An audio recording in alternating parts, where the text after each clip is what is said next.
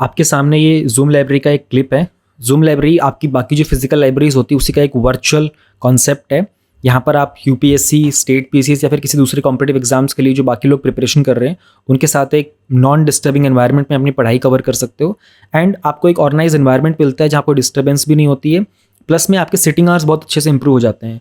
And इसके अलावा हम लोग कुछ शेड्यूल्स भी रन करते हैं एग्जाम स्पेसिफिक जो भी हो रहा होता है, जो आपको सिलेबस वगैरह कवर करने में बहुत हेल्प करता है। So you get a very organise environment to increase your sitting hours. अगर आप इस कॉन्सेप्ट को ज्वाइन करना चाहते हो तो इसी वीडियो के नीचे टेलीग्राम चैनल का लिंक है। आप टेलीग्राम चैनल पर जाइए, वहाँ पर डिस्क्रिप्शन में एडमिन का यूज़र नेम होगा, आप कॉन्टैक्ट करके जूम लाइब्रेरी को ज्वाइन कर सकते हो। नवंबर 2022 की जो मैगज़ीन है ये उसकी सेकंड वीडियो है। फर्स्ट वीडियो में हम लोगों ने पॉलिटी एंड गवर्नेंस और आईआर को कवर किया था। अभी सेकंड वीडियो में हम लोग इकोनॉमी को कवर करेंगे and the fourth section which is security. इन दोनों टॉपिक्स को हम लोग डिटेल में कवर करेंगे। The very first topic that we have is from the economy section 3.1 municipal financing. अब हुआ क्या है ना, ये टॉपिक न्यूज़ में क्यों है, आरबीआई की ना एक रिपोर्ट आई है और ये पहली बार किसी आरबीआई ने एक कॉम्प्रिहेंसिव रिपोर्ट बनाई है कि इंडिया में जितने भी स्टेट्स हैं ना वहाँ पर 201 हमारे म्यूनिसिपल कॉर्पोरेशंस हैं, उनका पूरा एनालिसिस किया था। तो हम लोग इसमें जानेंगे म्यूनिसिपैलिटीज़ का ओरिजिन कैसे हुआ था, कैसे उनकी फाइनेंसिंग होती है और हमारी म्यूनिसिपैलिटीज़ को एक बहुत ही रोबस्ट फाइनेंस सिस्टम की रिक्वायरमेंट क्यों है, हमारी म्यूनिसिपैलिटीज़ का फाइनेंस वीक क्यों है, क्या इनिशिएटिव्स लिए गए थे उनको इम्प्रूव करने के लिए और फर्दर हम क्या स्टेप्स ले सकते हैं उन्हें और बेहतर करने के लिए। तो हमारी जो गवर्नमेंट है ना उसका स्ट्रक्चर में ना हम लोग उसको 3 टियर स्ट्रक्चर बोलते हैं। सेंट्रल गवर्नमेंट का आपको पता है, स्टेट गवर्नमेंट का पता है, जो लोकल लेवल पे गवर्नमेंट होती है ना ये अर्बन लोकल होता है और पंचायती राज। एक्चुअल में जब हमारा कॉन्स्टिट्यूशन फ्रेम हुआ था तब हमारे पास 7 सेंट्रल गवर्नमेंट और स्टेट गवर्नमेंट थी। ये जो लोकल लेवल गवर्नमेंट था ना ये हम लोगों ने बाद में इंट्रोड्यूस किया है। 1992 में 2 अमेंडमेंट्स आए थे, एक आया था 73rd और एक आया था 74th। 73rd में हम लोग पंचायत लेवल की बात की थी और 74th में हम लोगों ने जो अर्बन लोकल बॉडीज़ होती है उनकी बात की थी। 73rd से हमारा 11th शेड्यूल बनता है, 74th से हमारा 12th शेड्यूल बनता है। तो 12th शेड्यूल में हम लोगों ने अर्बन लोकल बॉडीज़ को सेटअप किया था as the 3rd tier of government. ये हमारी डेमोक्रेसी को और ज़्यादा एनरिच करता है। अब हमारे स्ट्रक्चर फाइनेंसिंग का कैसे होता है, सेंट्रल गवर्नमेंट का काम होता है टैक्स को डिवोल्यूशन करना, फाइनेंस कमीशन बनाना, लोकल गवर्नमेंट को ग्रांट देना, फाइनेंस कमीशन के बाकी ग्रांट्स वगैरह देखना और स्कीम रिलेटेड ग्रांट्स देना। स्टेट गवर्नमेंट का काम होता है ये टोल्स वगैरह पे जो रिवेन्यूज़ होते हैं, टैक्स ड्यूटीज़, स्टेट गवर्नमेंट के द्वारा जो लोकल बॉडीज़ के फीस वगैरह कलेक्ट की जाती है, ग्रांट्स देना, लोन्स देना। लोकल गवर्नमेंट के अंदर ना कुछ इंटरनल सोर्स होते हैं जैसे कि लैंड टैक्स हो गया, प्रॉपर्टी टैक्स हो गया और रेंट एंड अदर फीस जो कि नॉन टैक्स में काउंट होते हैं।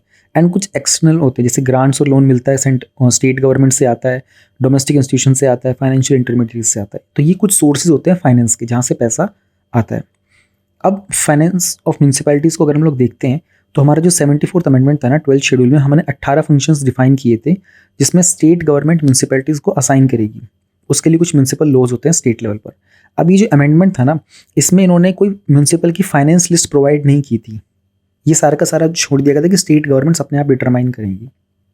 अब होता क्या है ना, इसके कारण ना अलग अलग स्टेट के अंदर ना म्यूनिसिपैलिटीज़ के फाइनेंस जो होते हैं ना वो मिसमैच करते हैं।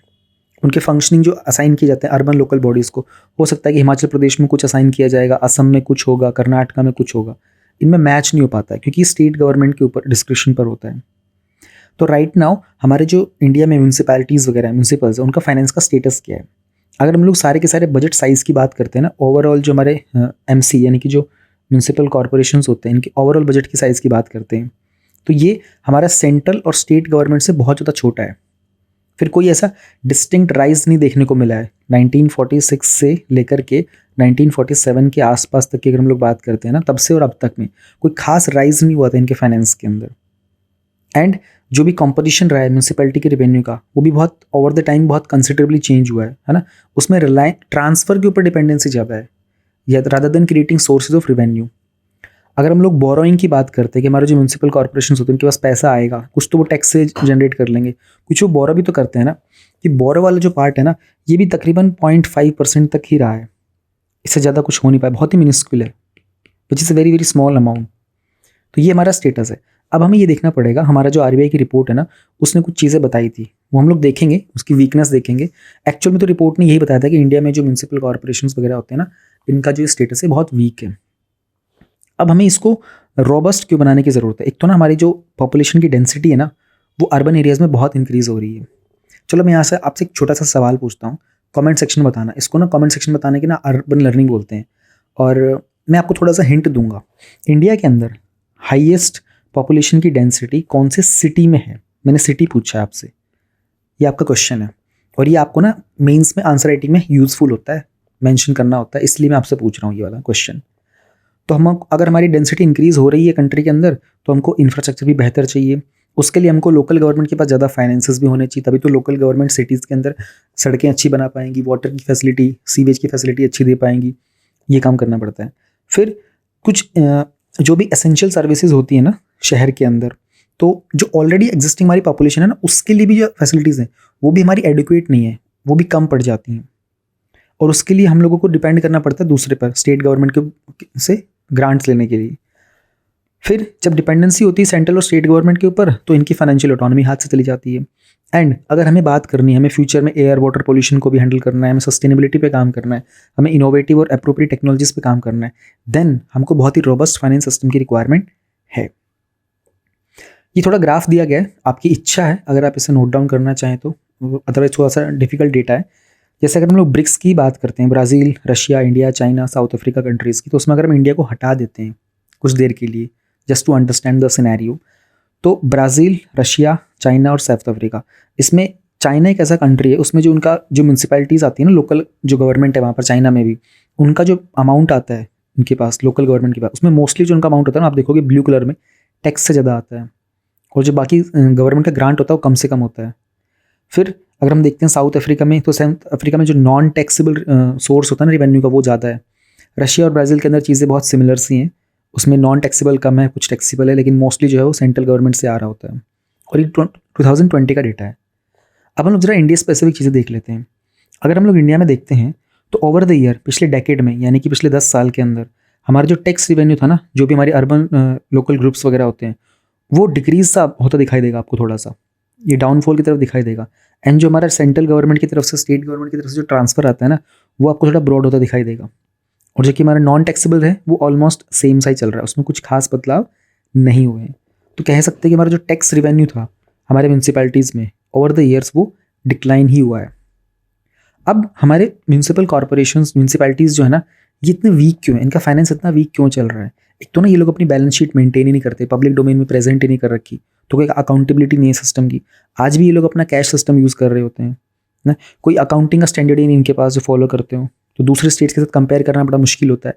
स्टैंडर्ड आप किसी भी चीज़ का क्यों फॉलो करते हो भाई? एक स्टैंडर्ड फॉलो कर लिया, जैसे साइज़ होते हैं ना कपड़े जो होते हैं, तो इंडिया में जो साइज़ होता है हम लोग जनरली यूके वाला से मैच सा करते हैं, एक यूएस का साइज़ अलग होता है, वो स्टैंडर्ड्स होते हैं। तो इंडिया के अंदर सारे एक ही साइज़ के चल रहे होते हैं, तो स्टैंडर्ड्स को इम्प्लीमेंट करने से बेनिफिट क्या होता है? जैसे आजकल ना वो नया आया था रिसेंटली, जो मोबाइल के चार्जर्स होते हैं ना, उसमें सी टाइप के लिए बात की गई है। अब सी टाइप का चार्जर सभी जगह स्टैंडर्डाइज कर दिया जाएगा।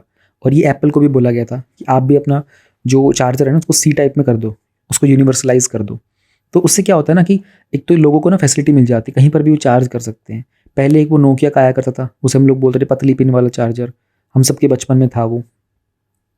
तो ये चीज़ें हैं, अकाउंटिंग के ना मेथड्स में ना स्टैंडर्डाइजेशन नहीं है, ये प्रॉब्लम है।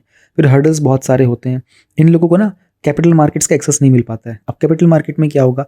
कैपिटल का मतलब यहाँ पर एक तरीके से इन्वेस्टमेंट भी कह सकते हो थोड़ा सा। इन लोगों के पास ना इन्वेस्टमेंट नहीं आ पाती इतनी, तो इनके पास बजट नहीं हो पाता इतना, तो कैसे करेंगे?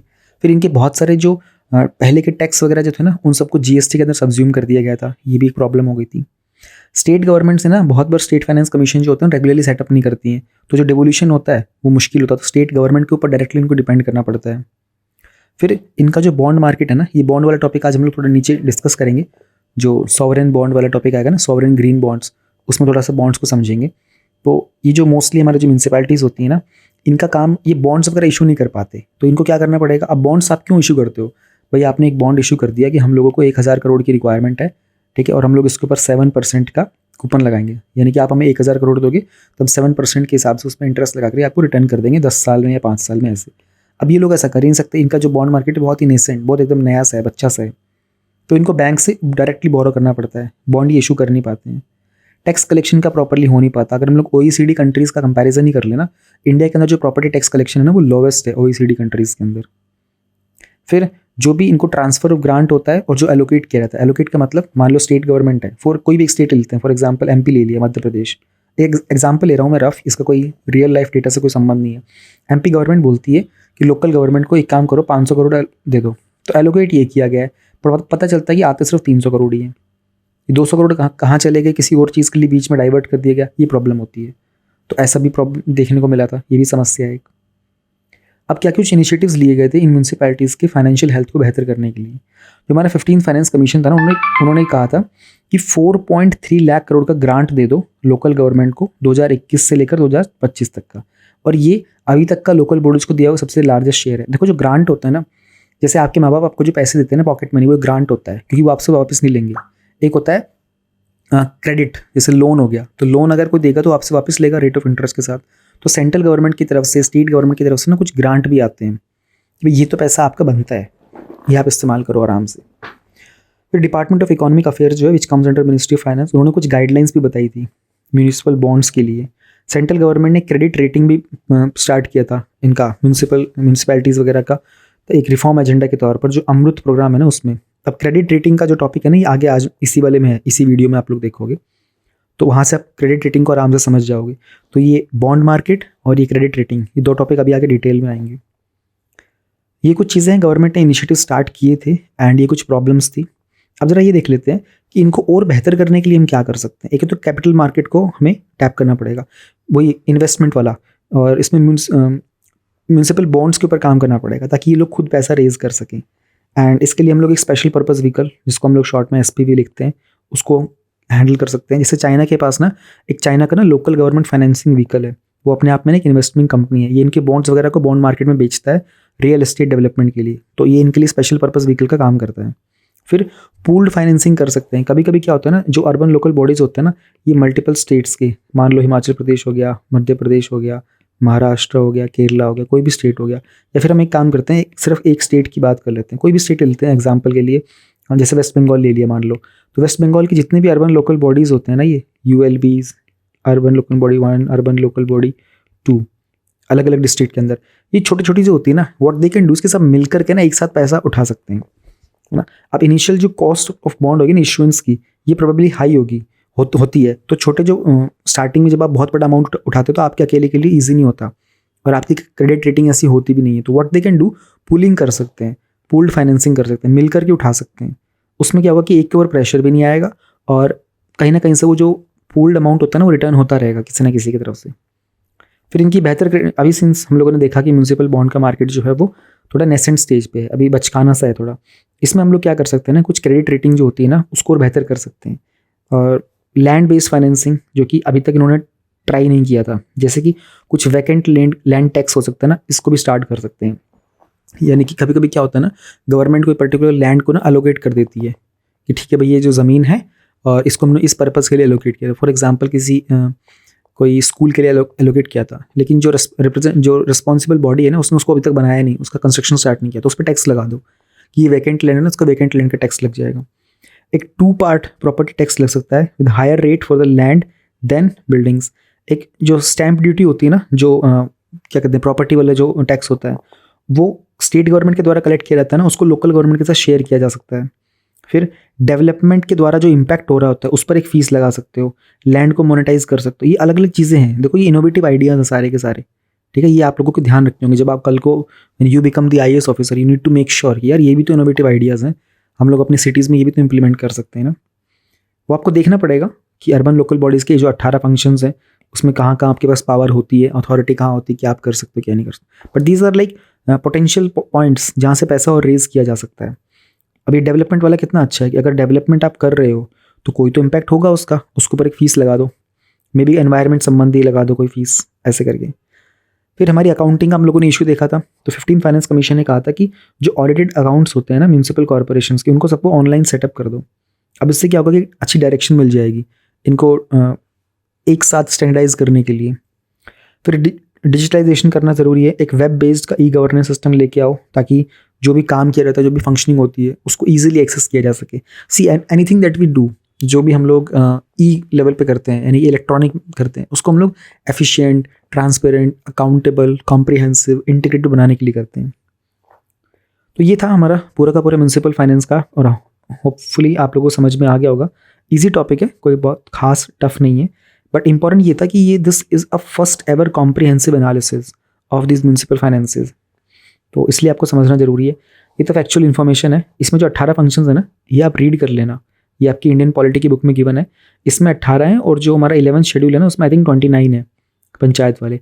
ये आप ना रीड करके जाना। इस पर पहले क्वेश्चन आ चुका है एक बार, तो बस हल्का सा रीड करना है, याद नहीं करना, आ जाएगा। एंड बाकी तो नीड है, ये डेटा है काफ़ी अच्छा। अगर आप चाहो तो कंपैरिजन में इंडिया का चाइना के साथ ही कंपेयर कर लो, कि चाइना का जो टैक्स वाला होता है ना लोकल गवर्नमेंट में, वहाँ पर वैल्यू बहुत ज़्यादा आती है, इंडिया में नहीं आती है। बाकी हमारा फाइनेंस कमीशन ने 15 फाइनेंस कमीशन ने कितना एलोकेट किया था। फाइनेंस कमीशन पर मेंस में क्वेश्चन आया था वैसे 2021 में या 20 में, जब भी आया था, अभी रिसेंटली आया था। तो हर बार जब भी फाइनेंस कमीशन बनता है ना, क्वेश्चन तो आता है उस पर। That's it in this topic. UPSC के हैंडी बुकलेट में आपको ये सारा कंटेंट मिलेगा। मैं आपको एक बार सबका सैंपल दिखा देता हूँ, एक एक चीज़ मैं आपको दिखा दूंगा। 900 से ज़्यादा माइंड मैप्स है जो आपको प्रीलिम्स में भी, मेंस में भी, स्टैटिक कंटेंट भी और डायनेमिक भी है। 400 से ज़्यादा मेंस के क्वेश्चन है प्रैक्टिस के लिए। 200 से ज़्यादा निमोनिक्स हैं ताकि आप फैक्ट्स को याद रख सको। कोड्स वगैरह हैं, आंसर राइटिंग की चेकलिस्ट है, डेली प्रोग्रेस ट्रैकर है, टॉपर्स का कुछ डेटा है, 7 शेड्यूल है। प्लस में इसके साथ में आपको 400 से ज़्यादा आंसर राइटिंग के कीवर्ड्स, प्रीवियस ईयर के मेंस के question papers, constitutional articles, modern history timeline, revision pipeline, कुछ हॉट टॉपिक्स की लिस्ट वगैरह, ये सारी चीज़ मैं आपको दिखा देता हूँ। And then you can download them from the description of the video. If you talk about the mind maps ना, तो आपको 900 से ज़्यादा माइंड मैप्स मिलेंगे जो आपको प्रीलिम्स एंड मेंस में, प्लस में स्टैटिक एंड करंट अफेयर, दोनों तरह के टॉपिक्स में आपके लिए यूज़फुल होंगे। जैसे 15 फाइनेंस कमीशन की रिपोर्ट हो गई है, उसके अलावा जैसे गिग वर्कर्स का टॉपिक आपको रिसेंटली मेंस के एग्जाम में भी देखने को मिला था, ग्लोबल बायोडाइवर्सिटी आउटलुक की रिपोर्ट वगैरह के बारे में, GNCTD का जो बिल था इसके ऊपर मेंस में क्वेश्चन आया था रिसेंटली। हेल्थ के डेटा को लेकर तो हर बार क्वेश्चन आता ही है, इंडिया की आर्कटिक एंटार्कटिक पॉलिसीज़ को। तो ये जो माइंड मैप्स है, इनके सोर्सेज जनरली जो आपका हिंदी न्यूज़पेपर है, आपका इंडियन एक्सप्रेस का न्यूज़पेपर है, जहाँ से मेजरली क्वेश्चंस बनते हैं। प्लस में सनसेट टीवी के ऊपर जो बहुत सारे डिबेट्स एंड डिस्कशंस होते हैं। सनसेट टीवी वही है जो पहले राज्यसभा टेलीविजन हुआ करता था, उसको बाद में अपडेट कर दिया गया क्योंकि उसमें लोकसभा टीवी को भी मर्ज कर दिया गया। एंड कुछ मेजर जो करंट अफेयर की मैगजीन में आप देखोगे, वो लोग भी इन्हीं टॉपिक्स को हिंदू, इंडियन एक्सप्रेस और संसद से ही कवर करते हैं। तो ये टॉपिक आपको वहाँ पर भी रिफ्लेक्ट होते हुए दिखाई देंगे। तो these are all the major things जो आपको देखने को मिलेंगी। अब जैसे रेगुलेशन ऑफ NGOs को लेकर के क्वेश्चन था रिसेंटली, पॉपुलेशन कंट्रोल पॉलिसीज़ को लेकर, विमेन इन आर्म्ड फोर्सेज को लेकर, फिर women in judiciary, women in agriculture को लेकर, विमेन रिजर्वेशन बिल को लेकर भी था। ये बहुत सारे क्वेश्चन थे जो रिसेंटली एग्जाम में आपको रिफ्लेक्ट देखने को मिले थे। बायोटेक्नोलॉजी हो गया, CBI वर्सेस स्टेट्स का क्वेश्चन भी आपको देखने को मिला था, कमर्शियल कोल माइनिंग को लेकर, फिर डिजिटल इंडिया को लेकर। दीज वर द क्वेश्चन जो आपको रिसेंटली देखने को मिले थे एग्जाम में। अब अगर हम बात करते हैं कि और क्या कुछ होगा इस माइंड मैप्स के अंदर, तो बहुत सारे डेटा में कुछ और एक्स्ट्रा आपको थोड़े से दिखा देता हूँ। जैसे ऑल इंडिया जुडिशियल सर्विसेज को लेकर के अगर क्वेश्चन बनता है, and then we have ancient ports को लेकर स्टैटिक का कंटेंट है, एनिमल हस्बेंड्री का है, एसेट रिकंस्ट्रक्शन कंपनीज को लेकर भी है माइंड मैप, उसमें क्या इश्यूज़ होते हैं, क्या एडवांटेजेस होते हैं, फिर क्या आप वे फॉरवर्ड लिख सकते हो। तो किसी भी टॉपिक में आपको जो कंटेंट पढ़ना होगा आप उसी कंटेंट को पढ़ सकते हो। तो माइंड मैप्स इस चीज़ में बहुत हेल्पफुल है। बाल गंगाधर तिलक हो गया, बिपिन चंद्र पाल हो गया, बुद्धिज़्म को लेकर भी हैं, ये टॉपिक्स आते रहते हैं। तो इनके भी माइंड मैप्स है जो आपको ईजिली चीज़ों को याद करने में मदद कर सकते हैं। कार्नेटिक वॉर्स को लेकर है। उसके बाद जो हमारा कोड आया था लेबर वगैरह कोड्स के, तो उनके सबके जो डिविजन्स थे, direct tax, economic growth, folk music, fishery sector, foreign traveller जो इंडिया में आए थे, उन सबके नाम, कौन से ईयर में आए थे, क्या कुछ उन्होंने मेजर कंट्रीब्यूशन किए थे, गांधार स्कूल, ग्रीन बिल्डिंग्स वगैरह, ये सब चीज़ें आपको देखेंगे। कुछ चीज़ें प्रीवियस ईयर क्वेश्चन में आपने देखी होंगी। अगर हम इंटरनेशनल रिलेशंस की बात करते हैं, देन इंडिया अफगानिस्तान की रिलेशनशिप को देख लो, आप इंडिया भूटान देख लो, and then India Bangladesh, India China, India Maldives, India Myanmar, ऐसे बहुत सारे हैं।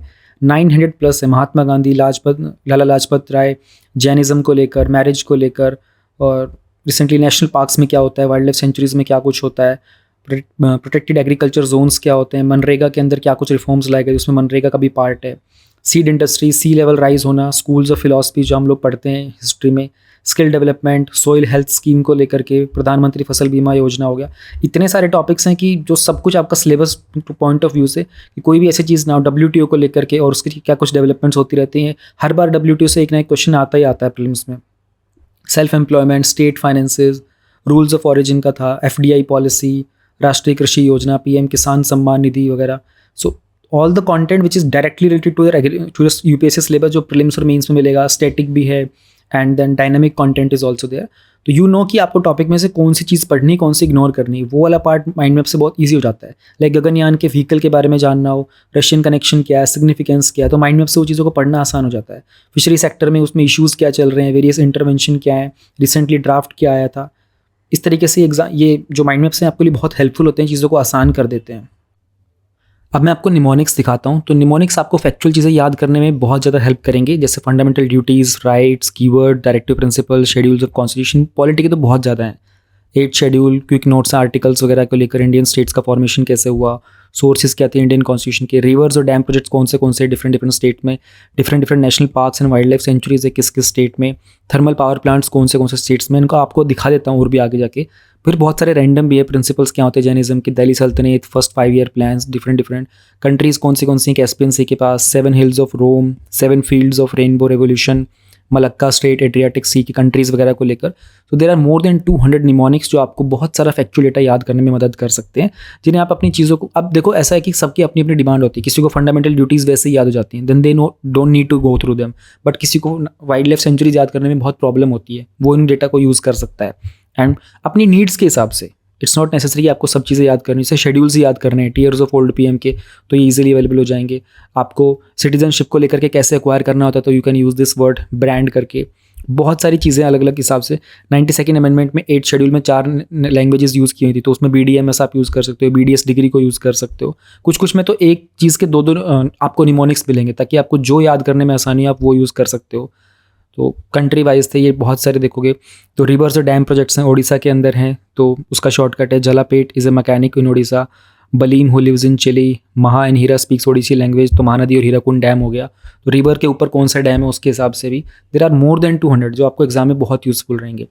आंसर राइटिंग करते रहें, बहुत सारे जेन्युइन जो कीवर्ड्स होते हैं ना, जैसे कि आप एक 5 pronged अप्रोच यूज़ करोगे, तो आप you can mention unilateral, bilateral, sub regional, इस तरीके से। Then there are certain things like आप 5F मेंशन करना चाहते हो कहीं पर, तो food, feed, fibre, fuel and fine chemicals. उसी तरीके से आप और भी चीज़ें देखोगे, 4D करना हो, discuss, debate, decide, disruption, from top down to bottom up, जैसे नीति आयोग में ये चीज़ यूज़ करते हैं। 3S में स्किल, स्केल, स्पीड, ऐसे मोर देन 400 हैं जो डिफरेंट आप GS 1, 2, 3, 4 अपने ऑप्शनल में, एसेज में आप इस तरह के कीवर्ड यूज़ कर सकते हो, जैसे कि साफ नीयत, सही विकास, और life cycle based approach, terrorism and talks के not go together, double edge sword, और 3Ps में जो suitable product, transparent process, committed people, ये एथिक्स में यूज़ हो सकता है। 5Is में irrigation, investment, infrastructure, insurance, intensification, और wishful thinking, corruption is equal to monopoly plus description minus accountability. 3F मतलब फंड, फंक्शन, ये सब करंट अफेयर में भी बहुत कवर होते हैं, तो वहाँ से सब कलेक्ट किए हुए हैं डिफरेंट टॉपर्स के आंसर की कॉपीज़ में से, and then you can use them in your answer writing. Answer writing की अपनी खुद की चेकलिस्ट भी आप यूज़ कर सकते हो। आप इसको जस्ट गेट प्रिंटेड और फिर आप अपनी प्रेजेंटेशन खुद को टिक कर सकते हो कि ठीक है, you have done this part, you have done this part, आपकी हैंड राइटिंग एलिजिबल थी, आपके फैक्ट्स वगैरह थे। इवन आप अपनी ये शीट को प्रिंट करके अपने फ्रेंड को दे सकते हो आपस में, and then your friend can answer it to you कि ठीक है, ये वाली चीज़ तुमने ठीक की थी, और एक दूसरे के आप चेक कर सकते हो। उसी तरीके से क्वेश्चन है बहुत सारे मेंस के क्वेश्चन को प्रैक्टिस करने के लिए, तो कुछ उसमें टर्मिनोलॉजीज़ हैं। तो GS 1, 2, 3, 4 को ऐसे अराउंड 400 से ज़्यादा क्वेश्चन है जो आप प्रैक्टिस कर सकते हो। एग्जैक्टली सेम जो प्रीवियस ईयर क्वेश्चन हैं उन्हीं के थीम्स के ऊपर बेस्ड हैं ये, और इट्स जस्ट वेरी इंपॉर्टेंट कि आप इनको वर्बली डिस्कस कर सकते हो, और exactly same theme, same question और सेम क्वेश्चन के कीवर्ड्स भी होते हैं यहाँ पर use. Then we have this daily progress tracker. Daily progress tracker बड़ी गजब की चीज़ है। ये जिन लोगों को अपनी परफॉर्मेंस ट्रैक करने में दिक्कत होती है ना, प्रायोरिटाइज करने में, क्या करना चाहिए क्या नहीं करना चाहिए, तो ये जब आप डाउनलोड करोगे ना, उसमें आपको पूरा हाउ टू का वीडियो होगा, उसमें आपको एक्जैक्टली दिखाया होगा मैंने कि आपको यहाँ टास्क में क्या एंटर करना। ये मैंने थोड़ा स्क्रीनशॉट लिया था, तो आई थिंक इसकी क्वालिटी थोड़ी सी आपको डिग्रेडेड दिख रही होगी।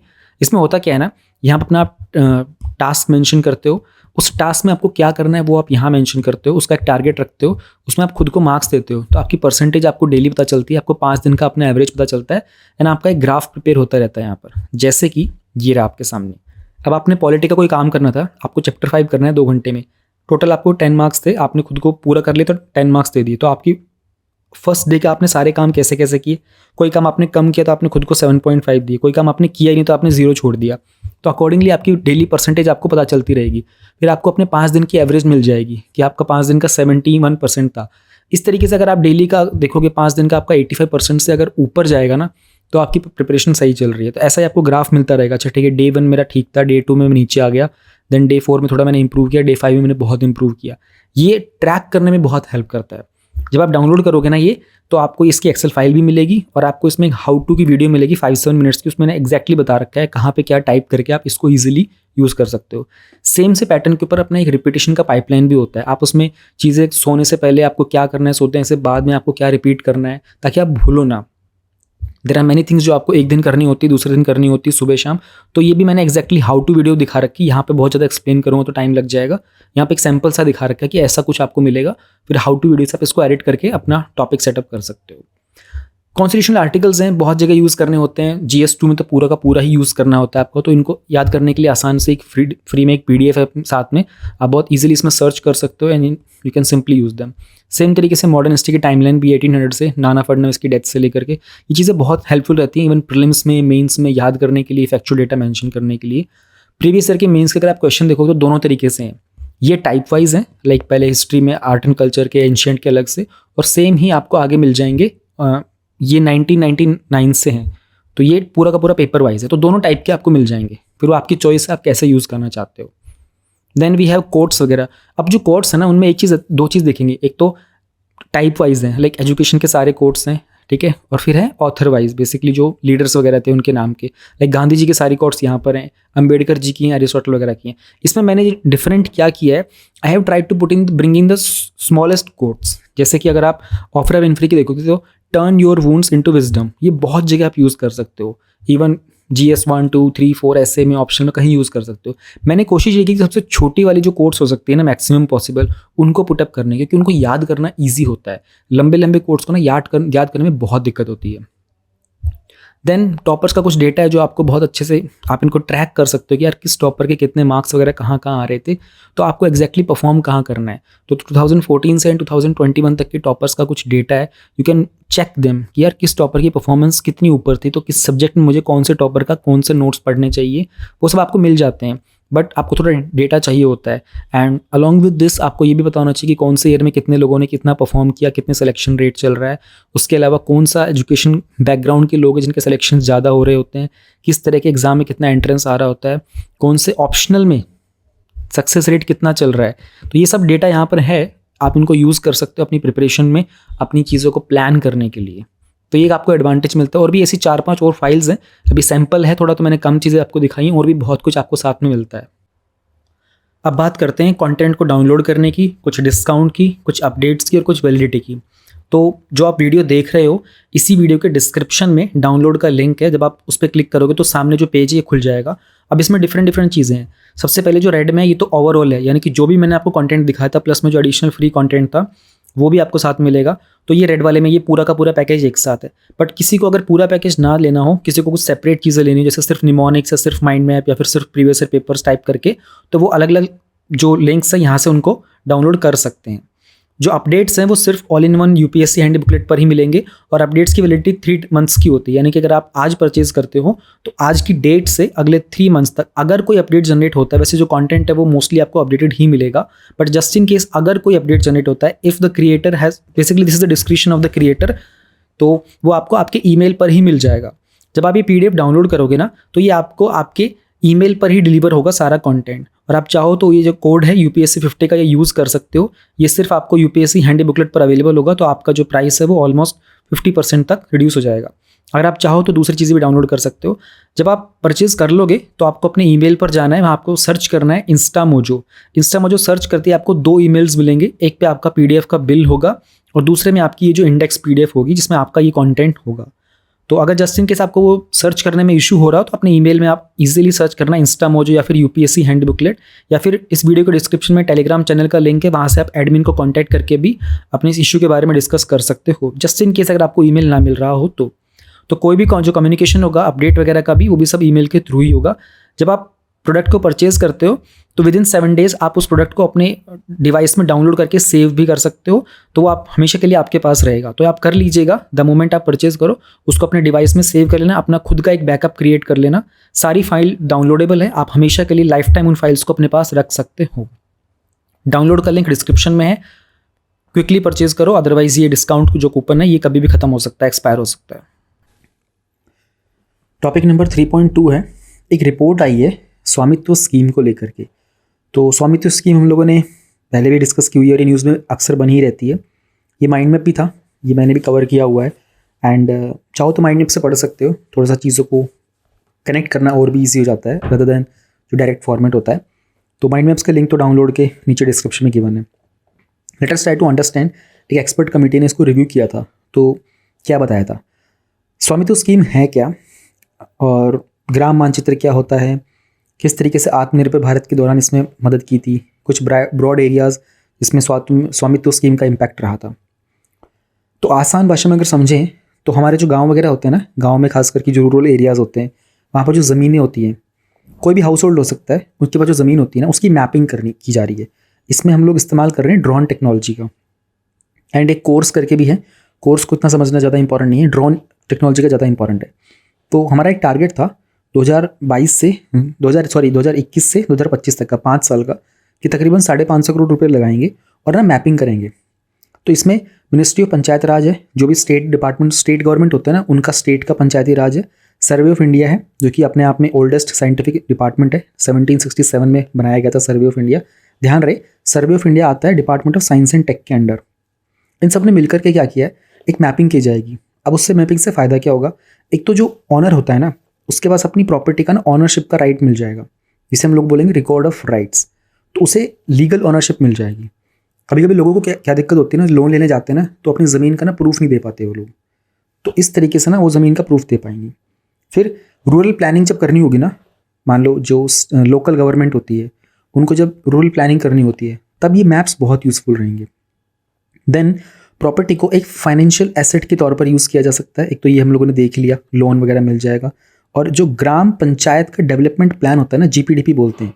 देखो जीपीडीपी ना अपने आप पे एक टॉपिक है आपके सिविल सर्विसेज का।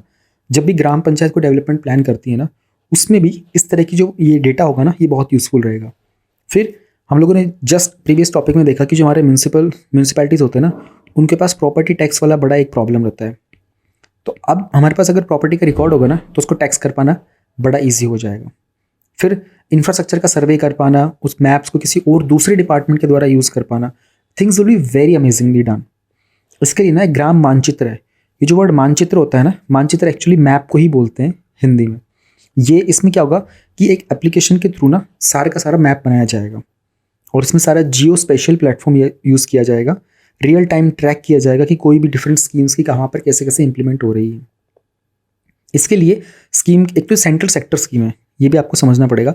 2 तरह की स्कीम्स होती हैं, एक होती है सेंट्रल सेक्टर स्कीम होती है और एक होती है central sponsored scheme. Sector scheme का मतलब होता है सारा का सारा 100% जो पैसा होगा ना सेंट्रल सेक्टर का, वो सेंट्रल गवर्नमेंट देगी। स्पॉन्सर्ड के अंदर क्या होता है, सेंट्रल गवर्नमेंट कुछ पैसा देती है, कभी 50% दे देगी, कभी 60%, है ना, उस तरीके से। तो 2 टाइप की स्कीम्स होती है मेजरली। अब वो डिपेंड करता है, कुछ स्कीम्स के अंदर सेंट्रल गवर्नमेंट 40% देती है स्पॉन्सर्ड वाली में, वो अलग अलग फैक्टर्स होते हैं, बट आपको बस शब्दों का अर्थ पता होना चाहिए। अब एक तो हम लोगों ने देख लिया ड्रोन टेक्नोलॉजी का इस्तेमाल हो रहा है, दूसरा है कोर्स ना एक रेफरेंस स्टेशंस का काम है। बेसिकली इसमें क्या करेंगे ना, ग्राउंड के ऊपर कंट्रोल पॉइंट्स बनाए जाते हैं। और ये सिर्फ स्वामित्व स्कीम में ही नहीं, कोई डिजास्टर मैनेजमेंट करना हो, ट्रांसपोर्ट, एग्रीकल्चर, कंस्ट्रक्शन प्लानिंग में, वहाँ पर भी कोर की एप्लीकेशन बहुत इंपॉर्टेंट है। फिर लोगों को जब सर्वेइंग मेथोडोलॉजी का इस्तेमाल किया जाएगा ना, तो अवेयरनेस जनरेट होगी रूरल पॉपुलेशन के अंदर भी। एंड एक स्पेशल प्लानिंग एप्लीकेशन ग्राम मानचित्र भी है, इसमें हमारे पास डेटा होगा, मैप्स वगैरह होगा। प्रोग्रेस अगर देखते हैं अभी तक की स्वामित्व स्कीम की, 2022 अक्टूबर तक ड्रोन फ्लाइंग के कारण 1.87 लाख विलेजेस, जो कि 31 स्टेट्स और यूनियन टेरिटरीज में, यहाँ पर इतना काम किया गया है। प्रॉपर्टी कार्ड जो हैं वो प्रिपेयर किए गए हैं तकरीबन 58,000 विलेजेस में, जिसमें 91 लाख प्रॉपर्टी ओनर्स हैं। अच्छा, इन्होंने 1.87 लाख कवर कर दिया है। इंडिया के अंदर ना ऑलमोस्ट 6.6 लाख विलेजेस हैं। तो आप देखो, अगर कैलकुलेट करोगे ना, अब यहाँ पर थोड़ा सा ना अलग लेवल पर अपने ब्रेन के ऊपर थोड़ा सा इम्पैक्ट डालने की कोशिश करो। 6.6 लाख हैं, ऑलमोस्ट 1.87 हो गया है। तो चलो मैं 6.6 लाख हटा करके ना, मैं इसको 6 लाख मान लेता हूँ। हमारे पास 6 लाख गाँव है और ऑलमोस्ट 1.8 हो गया है। अभी 1.8 से हम लोगों को 6 लाख तक जाने में कितना टाइम लग जाएगा? चलो मैं 1.8 को हटा करके 1.5 मान लेता हूँ, ठीक है, 1.5 हुआ है। तो यानी कि ऑलमोस्ट हम लोगों ने 1/4 काम कर लिया है। 25% of the work has been done. Time period हमारा क्या था? 2020, मतलब 2020 से लेकर के 2025 तक का 5 साल का था। अभी 2022 खत्म हो चुका है, यानी कि 2 साल खत्म हो चुके हैं, 3 साल रह रहे हैं। 2 साल में हम लोगों ने कितना काम कर लिया, 1/4 काम कर लिया है ऑलमोस्ट। तो बस ऐसी थोड़ी एडिशनल चीज़ें, थोड़ा दिमाग लगाओगे ना तो डेटा को याद रखना आसान हो जाएगा।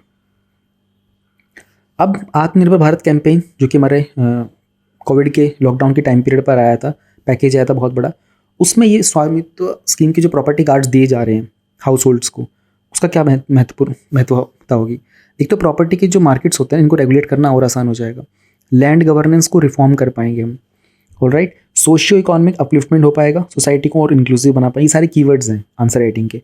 इकोनॉमिक ग्रोथ हो पाएगी, प्रॉपर्टी टैक्स कलेक्शन में इंप्रूवमेंट होगी, प्लानिंग बेहतर कर पाएंगे, सस्टेनेबल हैबिटेट्स बना पाएंगे। ये सारे के सारे जो भी है ना कीवर्ड्स यहाँ लिखे हैं, सब आंसर राइटिंग के आपके कीवर्ड्स होते हैं, आपको आंसर राइटिंग में यूज़ करना होता है। और मैंने भी एक कलेक्शन आप लोगों को प्रोवाइड किया हुआ है 400 से ज़्यादा का, वो भी आप लोग आंसर राइटिंग में यूज़ कर सकते हो, डिस्क्रिप्शन में लिंक है। अब कौन से ब्रॉड एरियाज थे जिस पर हम लोगों ने स्वामित्व स्कीम के इम्पैक्ट को जज करना है। एक तो आबादी एरिया ऑफ द विलेजेस। आबादी एरिया मतलब होता है जो जहाँ पर लोग रह रहे होते हैं। तो जो लैंड के रिकॉर्ड्स थे ना, उसमें प्रॉपर्टी के मैप्स होते हैं, है ना, उन सबको डिफरेंट डिपार्टमेंट्स के द्वारा यूज़ किया जाता है। अगर आप लोग की कभी ज़मीन वगैरह होगी ना, तो आपको पता होगा कि आपकी प्रॉपर्टी का जो एक ना वो होता है रजिस्टर होता है, उसको रेड कलर का बड़ा सा रजिस्टर होता है हर एक पर्टिकुलर एरिया के अंदर, उसमें मैप बने होते हैं, उसमें सबके नाम वाम लिखे होते हैं, एरिया किसका कितना है ऊपर। हर बार डिपार्टमेंट, कभी कोई डिपार्टमेंट उस मैप को यूज़ कर रहा होता है, कभी कोई, तो रजिस्टर ना एक से दूसरे के जा रहा होता है, तहसीलदार वगैरह के पास ही मिल जाएंगे आपको। अब ये जो डिपार्टमेंट्स होते हैं ना, they all work in silos. Silos का मतलब क्या होता है, सब डिपार्टमेंट अपनी अपनी धुन में काम कर रहे हैं, किसी को फ़र्क नहीं पड़ता कि यार मैंने तो एक चीज़ अपडेट कर दी। मान लो कोई वाटर वाला था, इरिगेशन वाला कोई डिपार्टमेंट था, ठीक है, और इरिगेशन के अलावा एक है इलेक्ट्रिसिटी वाला डिपार्टमेंट भी है, ऑलराइट। अभी इरिगेशन वाले ने एक बार इस मैप को यूज़ किया, जो रजिस्टर को, और उसने क्या किया, सब कुछ चेक करके बता दिया कि ठीक है इस पर्टिकुलर एरिया के अंदर और तकरीबन हम लोगों ने 30 ट्यूबवेल्स को मार्क किया है। अभी क्या करेगा, अपने डिपार्टमेंट में एक नया रिकॉर्ड बना करके रख लेगा। ये इलेक्ट्रिसिटी वाले को नहीं बताएगा कि भाई साहब आप लोगों ने ट्रांसफॉर्मर्स लगा रखे थे 50, लेकिन हम लोगों ने तो 30 के आसपास ट्यूबवेल्स आइडेंटिफाई किए थे। तो ये जो 20 का मिसमैच है, ये हमको बस नोट डाउन करके रखना है। ये होता है अपनी अपनी धुन में काम करना। ये डिपार्टमेंट इसको इन्फॉर्म नहीं कर रहा, ये और ये वाला जो होगा इसको इन्फॉर्म नहीं करेगा। इसी चीज़ को हमें चेंज करना होता है। इसी चीज़ के लिए हम लोगों को डिफरेंट स्टेप्स लिए जाते हैं गवर्नमेंट के द्वारा कि ताकि सब मिलकर काम कर सकें। Then use of abadi property as a financial asset for loans and other financial benefit, तो हम लोगों ने देख लिया था, क्योंकि जनरली गाँव वालों के पास जो होते हैं, जो एरिया होते हैं, उनके ऑथेंटिक डॉक्यूमेंट नहीं होता अपनी ज़मीन को लेकर के। फिर अब जब स्वामित्व स्कीम की तरफ से रिकॉर्ड ऑफ राइट्स मिल जाएगा, उसमें जियो टैगिंग हो जाएगी, तो लोन वगैरह लेना आसान हो जाएगा। प्रॉपर्टी टैक्स का भी इशू चल रहा था, एक्यूरेट प्रॉपर्टी रजिस्टर मेंटेन नहीं थे, अब उनको चीज़ों को डिजिटलाइज कर दिया जाएगा, तो एक ऑटोमेटिक टैक्स असेसमेंट भी हो जाएगा। रूरल प्लानिंग का भी हम लोगों ने देख लिया था, तो इसमें rural area development formation plan की गाइडलाइंस है 2022 की, मिनिस्ट्री ऑफ पंचायती राज के द्वारा ये इंट्रोड्यूस किया गया था। इसके लिए एक मास्टर प्लान बनाया जाएगा हर एक विलेज के लिए, तो ये भी यहाँ पर भी स्वामित्व स्कीम हेल्पफुल है। फिर जियो स्पेशल इंफ्रास्ट्रक्चर बनेगा स्वामित्व का बाय अदर एजेंसीज। जो डेटा है ना राइट नाउ स्केचेस में अवेलेबल है, छोटे छोटे टुकड़ों में अवेलेबल है। मैंने बताया था ना रजिस्टर्स अवेलेबल होते हैं, तो हेल्थ डिपार्टमेंट और education department, road department, sanitation department सब इनका इस्तेमाल कर पाएंगे स्वामित्व स्कीम का, इन चीज़ों को और बेहतर कर पाएंगे। अब ये सारा का सारा जो चीज़ें हैं ना, ये हमारी एक्सपर्ट कमेटी ने बताई है। तो इस एक्सपर्ट कमेटी ने बोला कि ठीक है देखो काम करो, हम लोग आपको कुछ रिकमेंडेशन भी दे देते हैं, आप इनका ध्यान रखना। एक तो डेटा आपका सिक्योर होना चाहिए, ऑलराइट। ऑनरशिप को मेंटेन करना, किसके नाम पर वो ज़मीन वगैरह जाएगी, उनका डेटा गलत नहीं होना चाहिए। डेटा की इंटीग्रिटी का भी ध्यान रखना, और प्रॉपर से कुछ गाइडलाइंस वगैरह भी बनाना ताकि उसका मिसयूज़ ना हो सके। फिर उन्होंने कहा जो भी लैंड रिकॉर्ड्स है ना विलेजेस के, उनको सबको कंप्यूटराइज कर दो, चीज़ों को डिजिटलाइज कर दो। फिर उन्होंने कहा एक काम करो, यूनिक आइडेंटिफिकेशन के लिए ना QR कोड का भी इस्तेमाल करो। देन जो भी प्रॉपर्टी टैक्स मैनेजमेंट सिस्टम होगा ना, उसको पूरे सिस्टम को अपग्रेड करो, वो पुराना है। और क्या कर सकते हो, प्राइवेट लोगों के साथ ना पार्टनरशिप करो, प्राइवेट फर्म्स के साथ, वहाँ पर ना एफिशिएंसी अच्छी होती है, वो लोग काम तेज़ी से करते हैं। फिर जो डेटा होगा ना, वो इंडस्ट्रीज़ के लिए भी अवेलेबल करवा दो, ताकि वो ग्राउंड के इस चीज़ों के लिए फ्यूचर में कुछ एप्लीकेशंस डेवलप कर सकें। ये इन्होंने रिकमेंडेशंस दिए थे, तो सारे रिकमेंडेशंस अच्छे हैं और इनोवेटिव आइडियाज़ भी हैं इसमें। बस ये था आपका स्वामित्व स्कीम वाला टॉपिक। स्कीम के बारे में देख लिया, बेनिफिट देख लिए, कितना काम हो चुका है आप लोगों ने अंदाज़ा लगा लो, बस 1/4 वर्क हो चुका है और ऑलमोस्ट 3 साल में अब इनको रिमेनिंग 3/4 वर्क करना है। हो जाएगा, स्टार्टिंग में वैसे भी टाइम लग रहा होता है। एक बार जब इस तरह के प्रोजेक्ट्स में ना यही होता है, जब एक बार आप स्पीड पकड़ लेते हो तो आपको पता चल जाता है पिछले 2 सालों में हम लोगों ने यहाँ पर टाइम वेस्ट किया, यहाँ गलतियाँ की, तो आगे जो सारा टारगेट होता है ना वो कवर करना ईजी हो जाता है। टॉपिक नंबर 3.3 है क्रेडिट रेटिंग को लेकर के। रिसेंटली सेबी, जो कि हमारा security exchange board of India है, सेबी को लेकर के एक स्टेटमेंट आया था 2022 के प्रीलिम्स के क्वेश्चन में। तो सेबी के बारे में आपको वैसे ही पता होना चाहिए। इन्होंने कुछ गाइडलाइंस निकाली थी कि जो रेटिंग स्केल्स होते हैं ना, जो कि हमारी क्रेडिट रेटिंग एजेंसीज वगैरह इस्तेमाल करती है, उनका स्टैंडर्डाइजेशन कैसे किया जाएगा।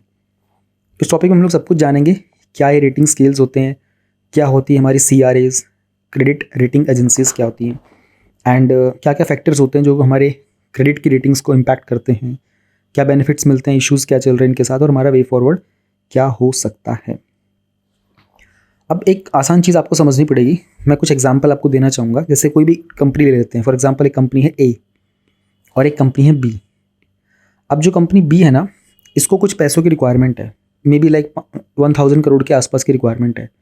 अब जब ये कंपनी A के पास जाती है, सॉरी A के पास नहीं, ये कंपनी जाती है बैंक के पास। अभी बैंक जो है ना, ये चेक करता है कि इस कंपनी की क्रेडिबिलिटी क्या होगी। उसके लिए क्या करेगा, ये कुछ क्रेडिट रेटिंग एजेंसीज का डेटा चेक करेगा कि कंपनी B को उन्होंने कुछ रैंकिंग दी है क्या, और कुछ दी है तो किस स्टेटस पर है। वो रैंकिंग है ना, कुछ टैग्स वगैरह होते हैं, जैसे AAA हो गया, AA, BBB, BBB, CD। अब AAA का मतलब highest degree of safety, C मतलब कि बैंक ही चेक करेगा, अगर मैं B को 1000 करोड़ रुपए दे देता हूँ तो बैंक B का पहला रिकॉर्ड कैसा था, क्या B मेरे पैसे को लौटा पाएगा, टाइमली सर्विस देगा। AA का मतलब होता है high degree of safety, A का मतलब होता है एडिक्वेट डिग्री, BBB का मतलब मॉडरेट, BB मतलब मॉडरेट रिस्क होगा, डिफ़ॉल्ट हो सकता है। मान लो B कंपनी की रेटिंग BB रही ना, तो एक बैंक जो है थोड़ा सोचेगा कि यार इसकी BB की रैंकिंग चल रही, मे बी मेरा डिफ़ॉल्ट हो गया तो। फिर B रहेगा हाई रिस्क होगा, C मतलब बहुत हाई रिस्क, D मतलब इन डिफ़ॉल्ट, ऑलरेडी डिफ़ॉल्ट चल रही है और एक्सपेक्टेड सून में है।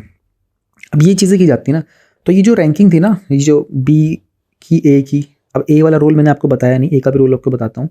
कभी कभी ना कंट्रीज़ में के अकॉर्डिंग भी रैंकिंग की जाती है, कंट्रीज़ के ऊपर भी। अब कंट्रीज़ में गवर्नमेंट भी होती है, गवर्नमेंट भी अपने बॉन्ड्स वगैरह इशू करती है, उनको रिपे कर पा रही नहीं कर पा रही।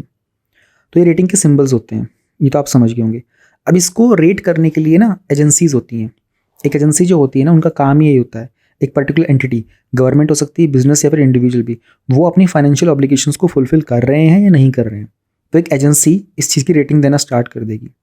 ऑलराइट, वो ये चेक करते हैं कि जो डेटर है ना, ये डिफ़ॉल्ट कितना हो सकता है। डेटर मतलब इसने कर्ज, अब इंडिया, ये मान लो इंडिया किसी भी कंट्री से लेगा, मान लो इंडिया वर्ल्ड बैंक से कोई लोन लेता है, तो इंडिया की भी कुछ रैंकिंग्स होती हैं।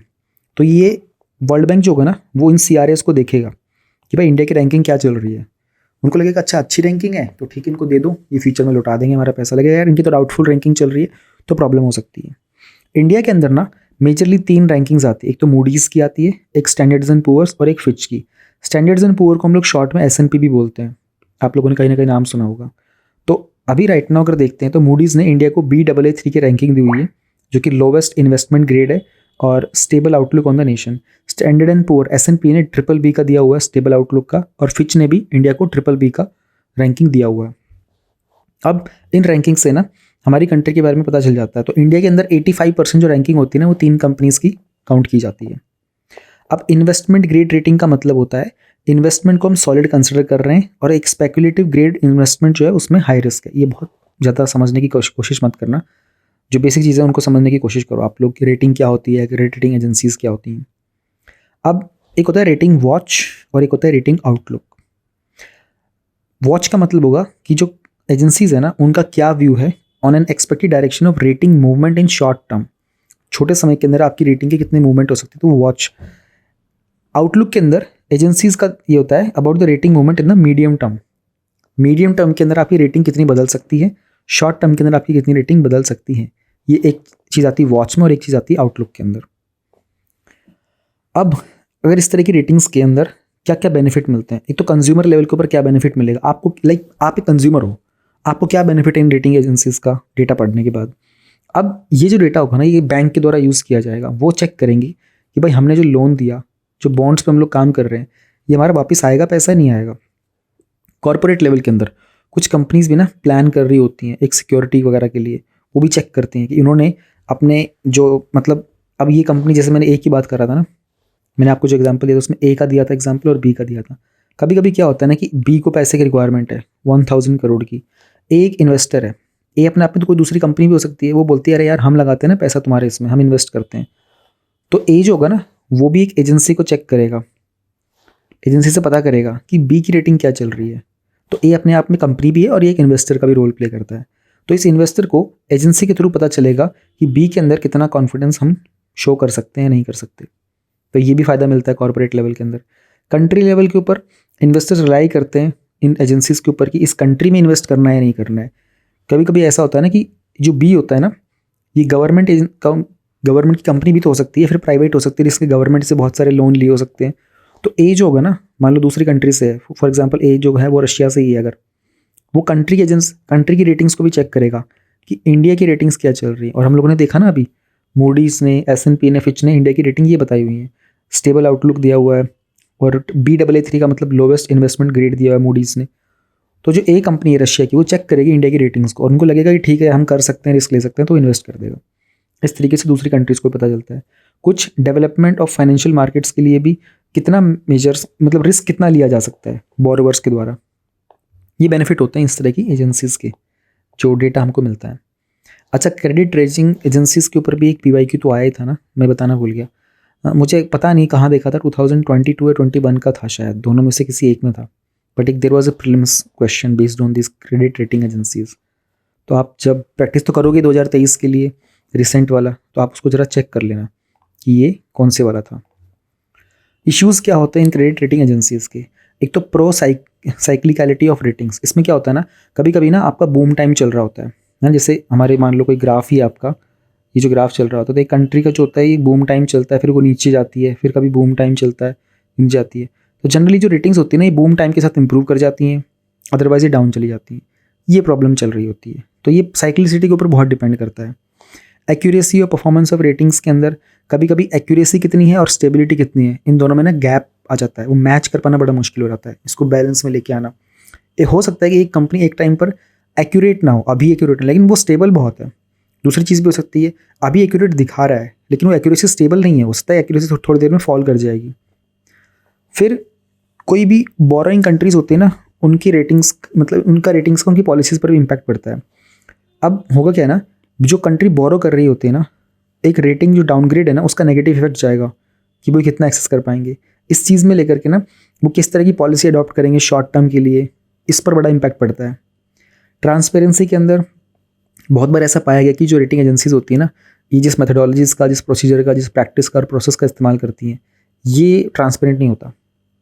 देन अकाउंटेबिलिटी की बात करते हैं, कोई मैकेनिज्म नहीं है जिससे इन्वेस्टर्स या फिर बोरोवर्स को ना उन मिस्टेक होने से बताया जा सके, क्योंकि भाई उन्होंने तो रेटिंग की एजेंसी से रेटिंग को देखा है ना। अब कोई ऐसा मैकेनिज्म, इसमें आपको मैकेनिज्म बनाया ही नहीं हम लोगों ने अकाउंटेबिलिटी का। और ये जो एजेंसीज होती हैं, ये कभी कभी अपने इसका पावर का अब्यूज़ भी करती हैं। और ये ना एक इश्यूअर पे मॉडल यूज़ करते हैं, ये आपको समझना पड़ेगा। दो तरह के मॉडल होते हैं, एक होता है इश्यूअर पे मॉडल और एक होता है इन्वेस्टर पे मॉडल। इश्यूअर पे मॉडल के अंदर होता है, ये जो एजेंसी होते हैं ना, इनको जिन्होंने इशू किया है ना, वो पैसा दे रहे होते हैं।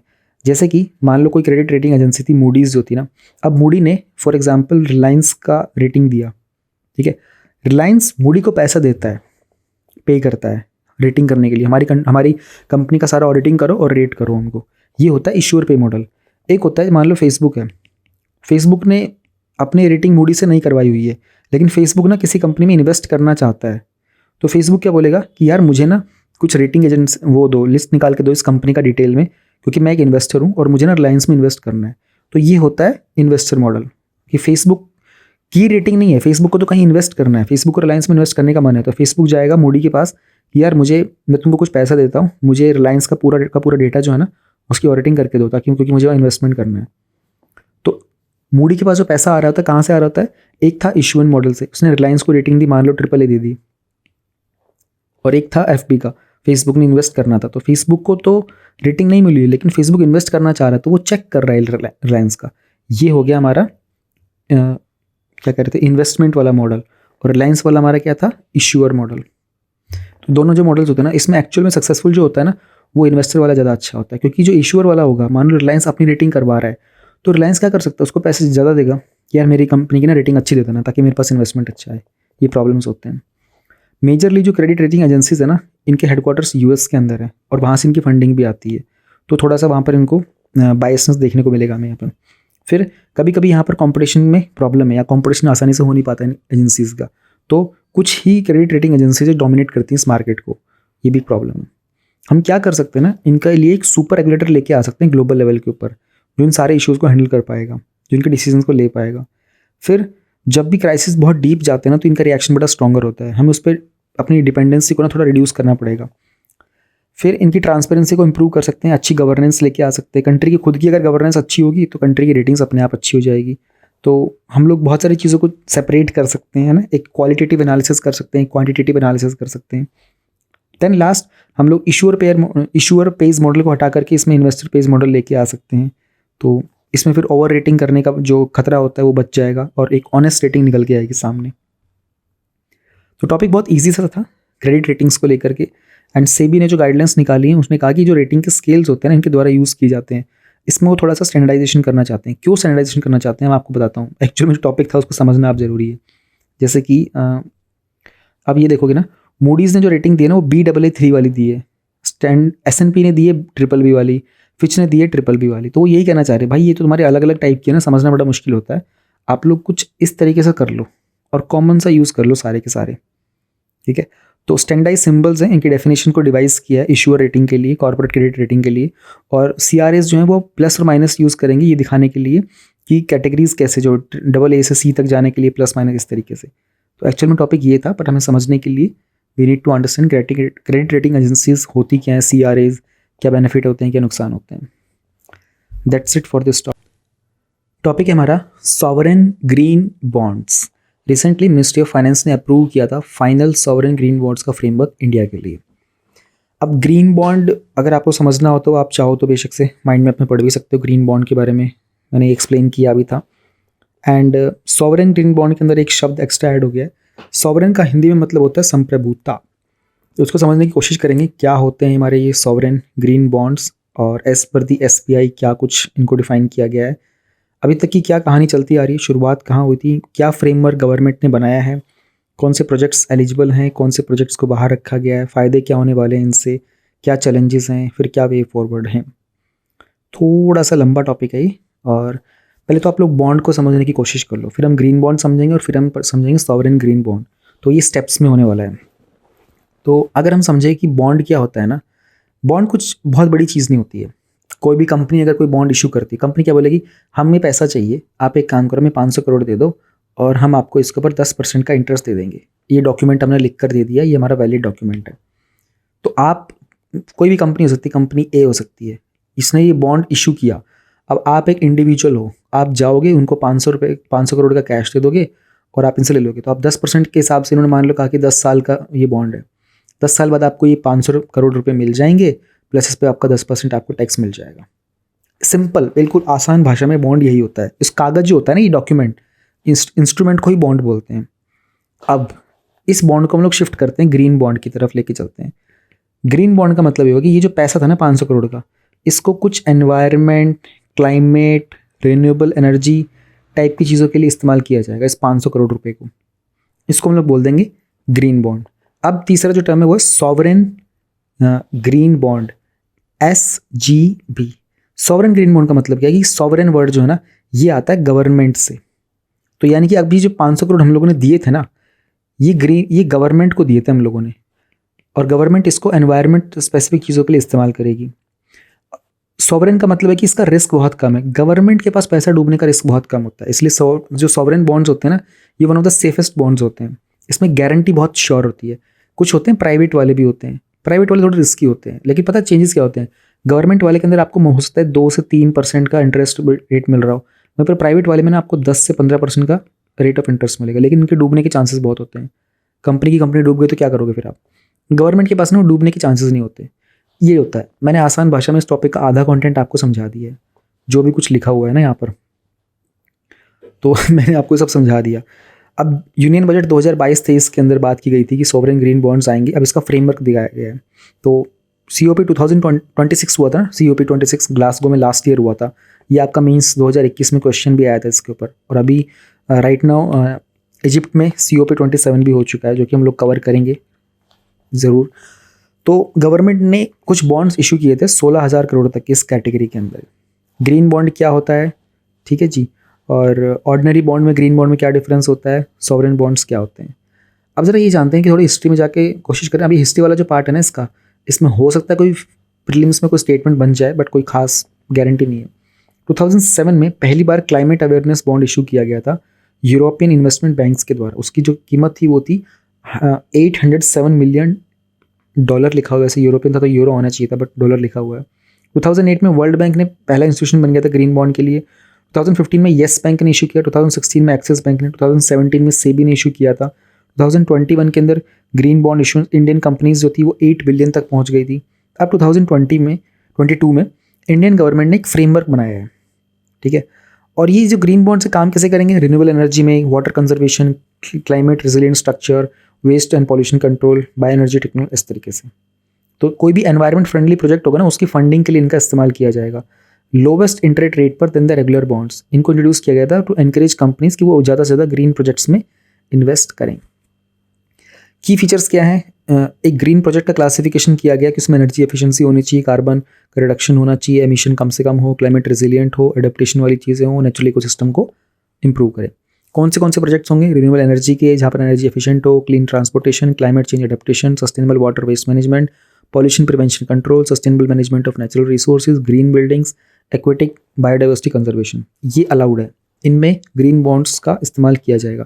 कौन से अलाउड नहीं है, कोई भी जहाँ पर नया और एग्जिस्टिंग एक्सट्रैक्शन करना हो, फॉसिल फ्यूल्स का डिस्ट्रीब्यूशन हो, nuclear power generation, direct waste, incineration मतलब होता है जलाना, उसको बर्न करना, alcohol, weapon, tobacco, gaming, palm oil industries, renewable energy के प्रोजेक्ट्स जहाँ पर बायोमास वगैरह होता है फीड स्टॉक से, है ना, लैंडफिल के प्रोजेक्ट, खासकर जो प्रोटेक्टेड एरिया से जो आता है ना फीड स्टॉक, उसको लेकर के अगर आप बायोमास वगैरह पे काम करते हो वो अलाउड नहीं है। हाइड्रो पावर प्लांट्स जो कि 25 मेगावाट से ज़्यादा बड़े हैं, इनमें अलाउड नहीं है। ये आपको याद करना पड़ेगा। मतलब आशंका है कि इनमें से कोई स्टेटमेंट वो दे देंगे कि रिन्यूएबल एनर्जी के projects from the protected areas, इसमें सॉवरेन ग्रीन बॉन्ड्स अलाउड होते हैं क्या, नहीं होते। ऑलराइट, ये थोड़ी चीज़ें आपको याद रखनी होंगी। लैंड फिलिंग का प्रोजेक्ट देखा जाए तो लैंड फिलिंग वाली चीज़ें होती है, कहीं ना कहीं कचरे वचरे को जो वेस्ट होता है उसको डिस्पोज करने के लिए होती है। तो क्या ये रिन्यूएबल में काउंट होगी एनवायरनमेंट में, तो एक दो बार रीड कर लो बस, इसको थोड़ा आइडिया लग जाएगा। इसके लिए एक ग्रीन फाइनेंस वर्किंग कमेटी है, वो हमारे मिनिस्ट्री को सपोर्ट करेगी। एंड जो भी इसमें पैसा आएगा ना प्रोसीड्स में, सारा का सारा बॉन्ड में, वो each and everything will go under the CFI, consolidated fund of India. अब मेरा आपसे एक सवाल है यहाँ पर, बहुत आसान सा सवाल है, अगर आप लोगों ने थोड़ा बहुत भी पॉलिटी को पढ़ा होगा तो, कंसोलिडेटेड फंड ऑफ इंडिया कौन से आर्टिकल के अंडर आता है? अगर आपको वर्बली याद है ना, प्लीज़ कमेंट सेक्शन में टाइप कर देना, पता चल जाएगा कि आपको कितना याद रहता है। आपको खुद की भी टेस्टिंग हो जाएगी, ये वर्बली याद होना चाहिए। हिंट दे देता हूँ, आर्टिकल 200 से ऊपर है वो, ठीक है, इतना हिंट दे देता हूँ। और हिंट दे देता हूँ, आर्टिकल 250 से भी ऊपर है, पर कौन सा है वो आपको बताना पड़ेगा, और क्लॉज के साथ बताना पड़ेगा कौन से क्लॉज में है। मैंने काफ़ी हिंट आपको दे दी है, तो just try to answer this. Public debt management cell है, वो इन सारे के सारे प्रोसीड्स का रिकॉर्ड मेंटेन करेगा। अब इनके एडवांटेजेस क्या हैं, देखो इंडिया का टारगेट है ना, जो भी हमारी कमिटमेंट्स हैं हमारी पेरिस एग्रीमेंट की, उन सबको अचीव करने के लिए ना हमको बहुत सारा पैसा चाहिए। 2.5 ट्रिलियन US डॉलर की रिक्वायरमेंट है हमको 2030 तक। वो सारा पैसा कहाँ से आएगा, वो इसी तरह के बॉन्ड्स इशू करके आएगा। ग्रीन कलर में हाईलाइट किया है, याद कर लेना ये चीज़ें। लास्ट ईयर हमारी गवर्नमेंट ने एक जो ग्लासगो वाला COP26 हुआ था, वहाँ कमिटमेंट की थी 2070 तक हम लोग नेट जीरो पे पहुँच जाएंगे। इसके लिए हम लोगों को 10 ट्रिलियन के आसपास की इन्वेस्टमेंट चाहिए होगी। वो सब कहाँ से आएगी, वो इसी तरीके से आएगी। फिर हम लोगों को ना कभी कभी बहुत सारे जो ग्रीन बॉन्ड्स के एस्पेक्ट्स होते हैं ना, इसके लिए हम लोगों को परफॉर्मेंस के ऊपर बेस नहीं होना पड़ेगा। इसका बड़ा एक बेनिफिट ये दिया गया है, ये बहुत ही इंपॉर्टेंट एस्पेक्ट है कि जो पेमेंट होगी ना इसके प्रिंसिपल और इंटरेस्ट की, वो इस बात पर डिपेंड नहीं करेगी कि एलिजिबल प्रोजेक्ट की परफॉर्मेंस कैसी रही थी। तो इसमें कोई प्रोजेक्ट रिलेटेड रिस्क नहीं है, तो गवर्नमेंट ने एक बड़ा अच्छा स्पेस दे दिया है। फिर एक बड़ा अच्छा कीवर्ड है आप लोगों के लिए, ग्रीनियम। ये थोड़ा समझना पड़ेगा आप लोगों को। ग्रीन प्रीमियम, ये होता क्या है ना, जैसे कि आपने 100 करोड़ के आसपास की बात की थी, फॉर एग्जांपल 100 करोड़ का कोई बॉन्ड था इसमें। अब ग्रीनियम में क्या होगा ना, जो इन्वेस्टर होगा ना, उसको अगर लगता है ना सस्टेनेबल इम्पैक्ट है, तो उसमें ना कुछ प्रीमियम और पे करेगा। उन्होंने कहा कि अगर ये डॉलर में डोमिनेटेड बॉन्ड्स होंगे ना, तो हम इस पर 49 बेसिस पॉइंट का प्रीमियम पे करेंगे, यानी कि 0.49% इसके ऊपर हम और प्रीमियम पे करेंगे। इसी को बोलते हैं ग्रीनियम। ठीक है, जो बेसिस पॉइंट है, इन्होंने बोला कि 49 बेसिस पॉइंट में हम लोग पे करेंगे। कब? जब ये डॉलर डोमिनेटेड होगा बॉन्ड, तब। तो ग्रीनियम पेमेंट पे किया जाएगा, एक एक्स्ट्रा पे करेंगे फॉर सस्टेनेबल इम्पैक्ट के लिए। कौन पे करेगा? इन्वेस्टर्स।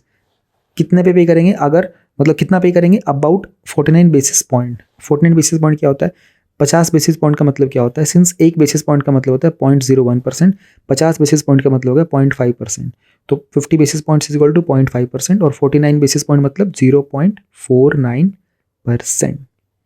मैंने सब कुछ बहुत आसान भाषा में सिखा दिया। ग्रीनियम का मतलब क्या होता है, बेसिस पॉइंट्स का मतलब क्या होता है, भूल मत जाना। पब्लिक गुड्स क्रिएट किए जाएंगे, जो भी पैसा आएगा, जो भी प्रोसीड्स आ रहे होंगे इन सब से, तो क्लाइमेट चेंज को अडेप्ट करने के लिए ऐसे प्रोजेक्ट्स इस्तेमाल किए जाएंगे, तो फ़ायदे की चीज़ है। फिर इस तरह की चीज़ों के अंदर ना एनवायरमेंटल सोशल गवर्नेंस के एस्पेक्ट्स में ना अट्रैक्टिव चीज़ें हैं आज के टाइम में, ये है ना 2020 2023 और बियॉन्ड में these are very attractive projects. तो यहाँ पर इन्वेस्टमेंट ज़्यादा आएगा, इन्वेस्टर को खुद भी फ़ायदा होगा, है ना। तो जब भी ग्रीन बॉन्ड्स में इन्वेस्टमेंट किया जाता है ना, तो उसको एक इन्वेस्टर का एक एक्टिव डिसीजन माना जाता है कि किस तरीके से ना वो क्लाइमेट चेंज से फाइट करने के लिए अपना एक they are doing their bit, अपना हिस्सा कितना योगदान कर रहे हैं। तो इसका ना एक बहुत ही पॉजिटिव इमेज बन के आता है मार्केट के अंदर। तो this positive image is going to get them more money, उनका बेनिफिट और ज़्यादा होता है। एंड बाकी जो कन्वेंशनल बॉन्ड्स होते हैं ना, उनके मुकाबले इनकी वॉलेटिलिटी भी काफ़ी लो होती है, तो इन्वेस्टर्स के लिए काफ़ी अच्छा एक अट्रैक्टिव प्रोपोजिशन भी होता है ये। प्रॉब्लम क्या है इस तरह के ग्रीन बॉन्ड्स के अंदर, वही हम लोगों ने पिछले टॉपिक देखा ना, सॉवरेन क्रेडिट रेटिंग। अब गवर्नमेंट की रेटिंग अगर कम होगी तो प्रॉब्लम आ जाएगी ना। अब इस टॉपिक मुझे कुछ एक्सप्लेन नहीं करना है इस लाइन में, क्योंकि मैंने जस्ट जो प्रीवियस आपको टॉपिक समझाया था ना, उसमें मैंने आपको डिटेल में बताया था कि क्रेडिट रेटिंग क्या होती है। वो टॉपिक ही पूरा क्रेडिट रेटिंग का था। अब आप में से कोई अगर स्किप करके डायरेक्ट इस टॉपिक पे आया है तो आप लोगों को पिछले वाले पे जाना पड़ेगा। अब जो भी बॉन्ड्स किए जाएंगे वो सारे के सारे किसी भी कंट्री जो उसको इशू कर रही है उसकी क्रेडिट रेटिंग के ऊपर बेस्ड होंगे। अच्छी रेटिंग मतलब अच्छा अमाउंट। ब्रॉड एम्बिट, एम्बिट मतलब होता है बाउंड्री, इसकी एम्बिट बाउंड्री को बहुत बड़ा रखा गया। तो उन्होंने कहा प्रॉब्लम ये है, कभी कभी हो सकता है कि कुछ नॉन ग्रीन चीज़ें, जैसे कुछ सोशल एस्पेक्ट वाली चीज़ों को भी आप ग्रीन बॉन्ड के नाम पर उसमें वो पैसे का लगाना स्टार्ट कर दोगे। तो अगर आपने नॉन ग्रीन के एजेंडा को थोड़ा डोमिनेट करने की कोशिश की, तो हमारा जो ऑब्जेक्टिव है ना इन ग्रीन बॉन्ड्स का, वो ऑब्जेक्टिव भी हमारा फेल हो जाएगा। तो उस बात का हमें ध्यान रखना है।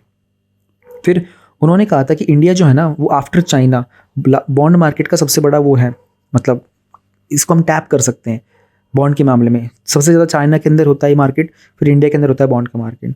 तो लेकिन जब हम बात करते हैं ना ग्रीन वाले की, तो चाइना के अंदर जितने ग्रीन बॉन्ड्स होते हैं ना, उसके मुकाबले हम लोग सिर्फ 1/10 ही हैं। We have to bridge this gap. फिर इस तरह के प्रोजेक्ट्स में प्रॉब्लम होती है उनको मॉनिटर कर पाना, ध्यान कैसे रखेंगे भाई, पैसा जो सारा का सारा ग्रीन वाली चीज़ों में ही लग रहा है। ग्रीन वॉशिंग की प्रॉब्लम हो सकती है। ग्रीन वॉशिंग क्या होता है, एक की टर्म आया था अभी रिसेंटली आया था 2022 के प्रीलिम्स एग्जाम में, ग्रीन वॉशिंग को यही था। ग्रीन वॉशिंग क्या होती है, 4 ऑप्शन दिए गए थे आपको ग्रीन वॉशिंग को, डेफिनेशन को करेक्ट को चूज़ करना था। उसमें था कि फॉल्स या फिर कुछ मिसलीडिंग क्लेम्स कर सकती है कोई भी कंपनी, अपने गलत क्रेडेंशियल बता सकती है, हमने तो इतने पेड़ लगा दिए, हमने इतना एमिशन रोक दिया, हमने इस तरह के रिन्यूएबल एनर्जी पे काम किया, हमने इलेक्ट्रिक व्हीकल्स प्रोड्यूस कर दिए, कुछ गलत।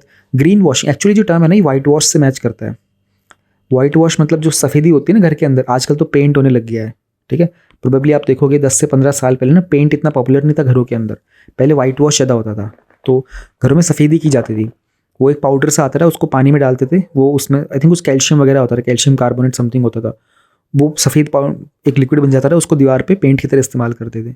तो क्या करते थे, दीवार पे दाग धब्बे जो होते हैं ना उनको हटा देते थे, और वो ना जनरली सफ़ेद कलर का ही आता था, वाइट वॉशिंग। अब पेंट्स आ गए हैं, तो उन्होंने कहा ग्रीन वॉशिंग में भी, जहाँ पर ग्रीन एनवायरनमेंट वाली चीज़ें है ना, कार्बन एमिशन, तो ऐसी चीज़ों में आप हो सकता है गलत चीज़ें बता दो, अपनी क्रेडेंशियबिलिटी को गलत दिखा दो आप। लोअर ईल्ड, हो सकता है कि इनका ईल्ड कम होगा। ईल्ड कम क्यों होने वाला है, ईल्ड का मतलब होता है प्रॉफिट कितना, एक तरीके से प्रोडक्टिविटी कह सकते हो आप इसकी। अब भाई वो हमने कहा था कि सॉवरेन जो वर्ड होता है ये गवर्नमेंट के लिए होता है, गवर्नमेंट जो ना रेट ऑफ इंटरेस्ट कम देती है, तो ये तो होगा, ईल्ड तो कम मिलेगा। Deciding the coupon rate, again यही ईल्ड कम क्यों मिलेगा, कूपन रेट। फाइनेंस के अंदर जो कूपन होता है ना, ये interest payment received by the bond holder from the date of insurance until the date of maturity of the bond.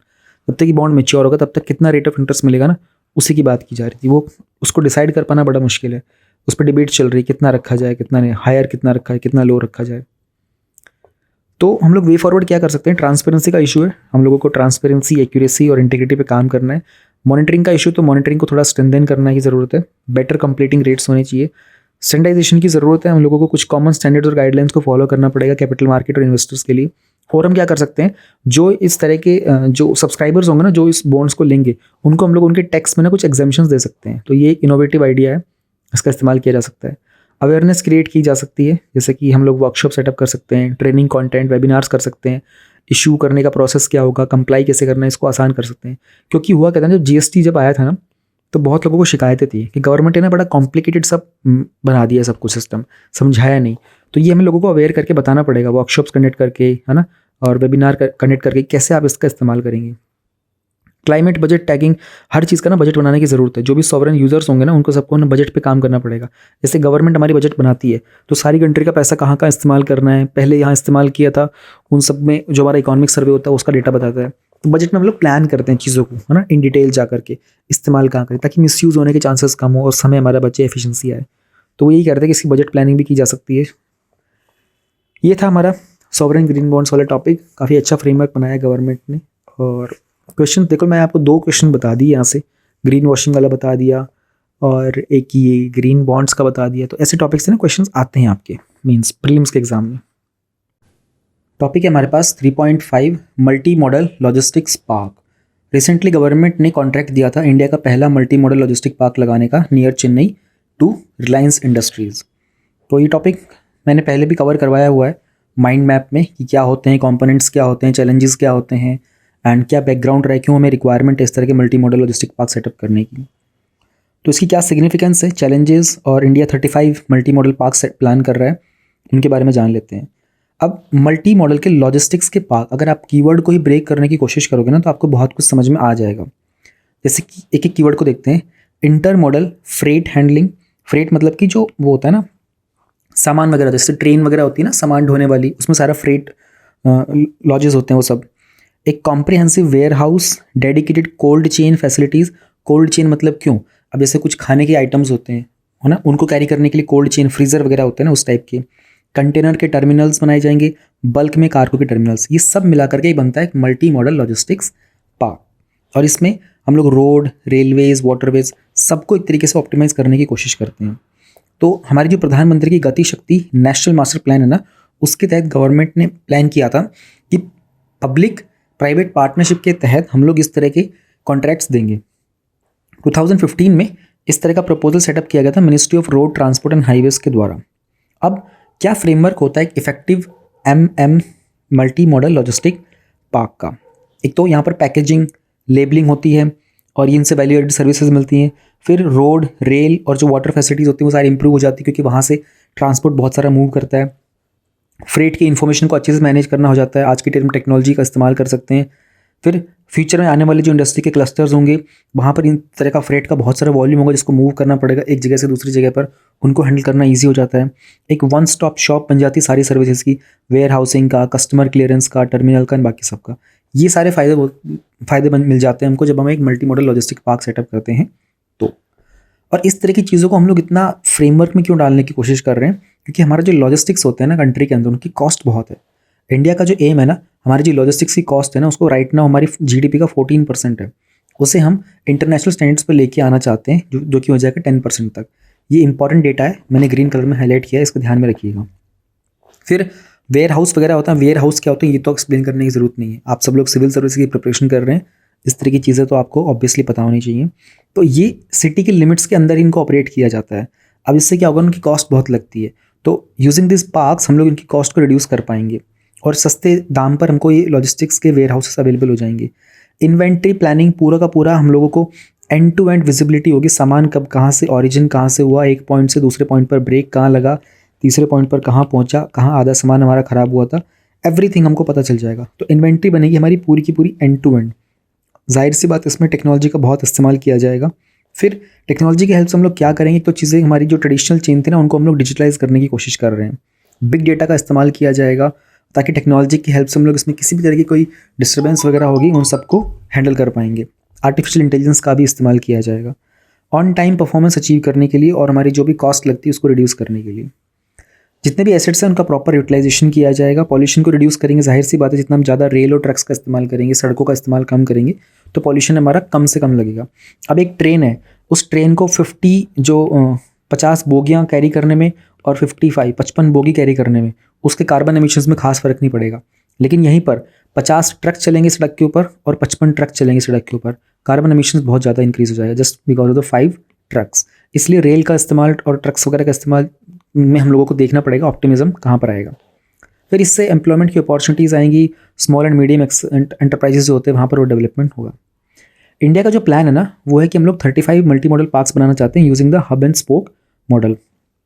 Hub and spoke model क्या होता है, जैसे कि मुंबई से के सबर्बन एरिया से एक 10 टन का ट्रक चलता है, एक थाने से चलता है 10 टन का ट्रक, एक जो जवाहरलाल नेहरू का पोर्ट ट्रस्ट है ना, ये पूरा का ये तीनों चीज़ें महाराष्ट्र में मान लो एग्जाम्पल दिया गया है, या 10-10 टन के ट्रक चलते हैं। तो जो मल्टी मॉडल मुंबई का जो लॉजिस्टिक्स पार्क होगा ना वो क्या करेगा, इन तीनों का सामान को ना एक जगह पर इकट्ठा करेगा और एक 30 टन का जो ट्रक होगा ना उसमें इसको शिफ्ट कर दिया जाएगा। फिर वो रेलवे से भी हो सकता है या फिर वो इनलैंड वाटरवेज से भी। अब ये 30 टन एक साथ में जाएंगे सीधे दिल्ली के लॉजिस्टिक्स पार्क में, वहाँ पर इनको फिर फर्दर डिवाइड कर दिया जाएगा। एक 10 टन का जाएगा दिल्ली में, एक 10 टन का जाएगा गुड़गांव में और एक 10 टन का जाएगा हमारे नोएडा में। इसको बोलते हैं हब एंड स्पोक मॉडल। तो नेशनल हाईवेज लॉजिस्टिक्स मैनेजमेंट जो है ये एक स्पेशल पर्पस व्हीकल है अंडर नहाई। इनका काम है कि इंडिया में 35 MMLP सेटअप करना।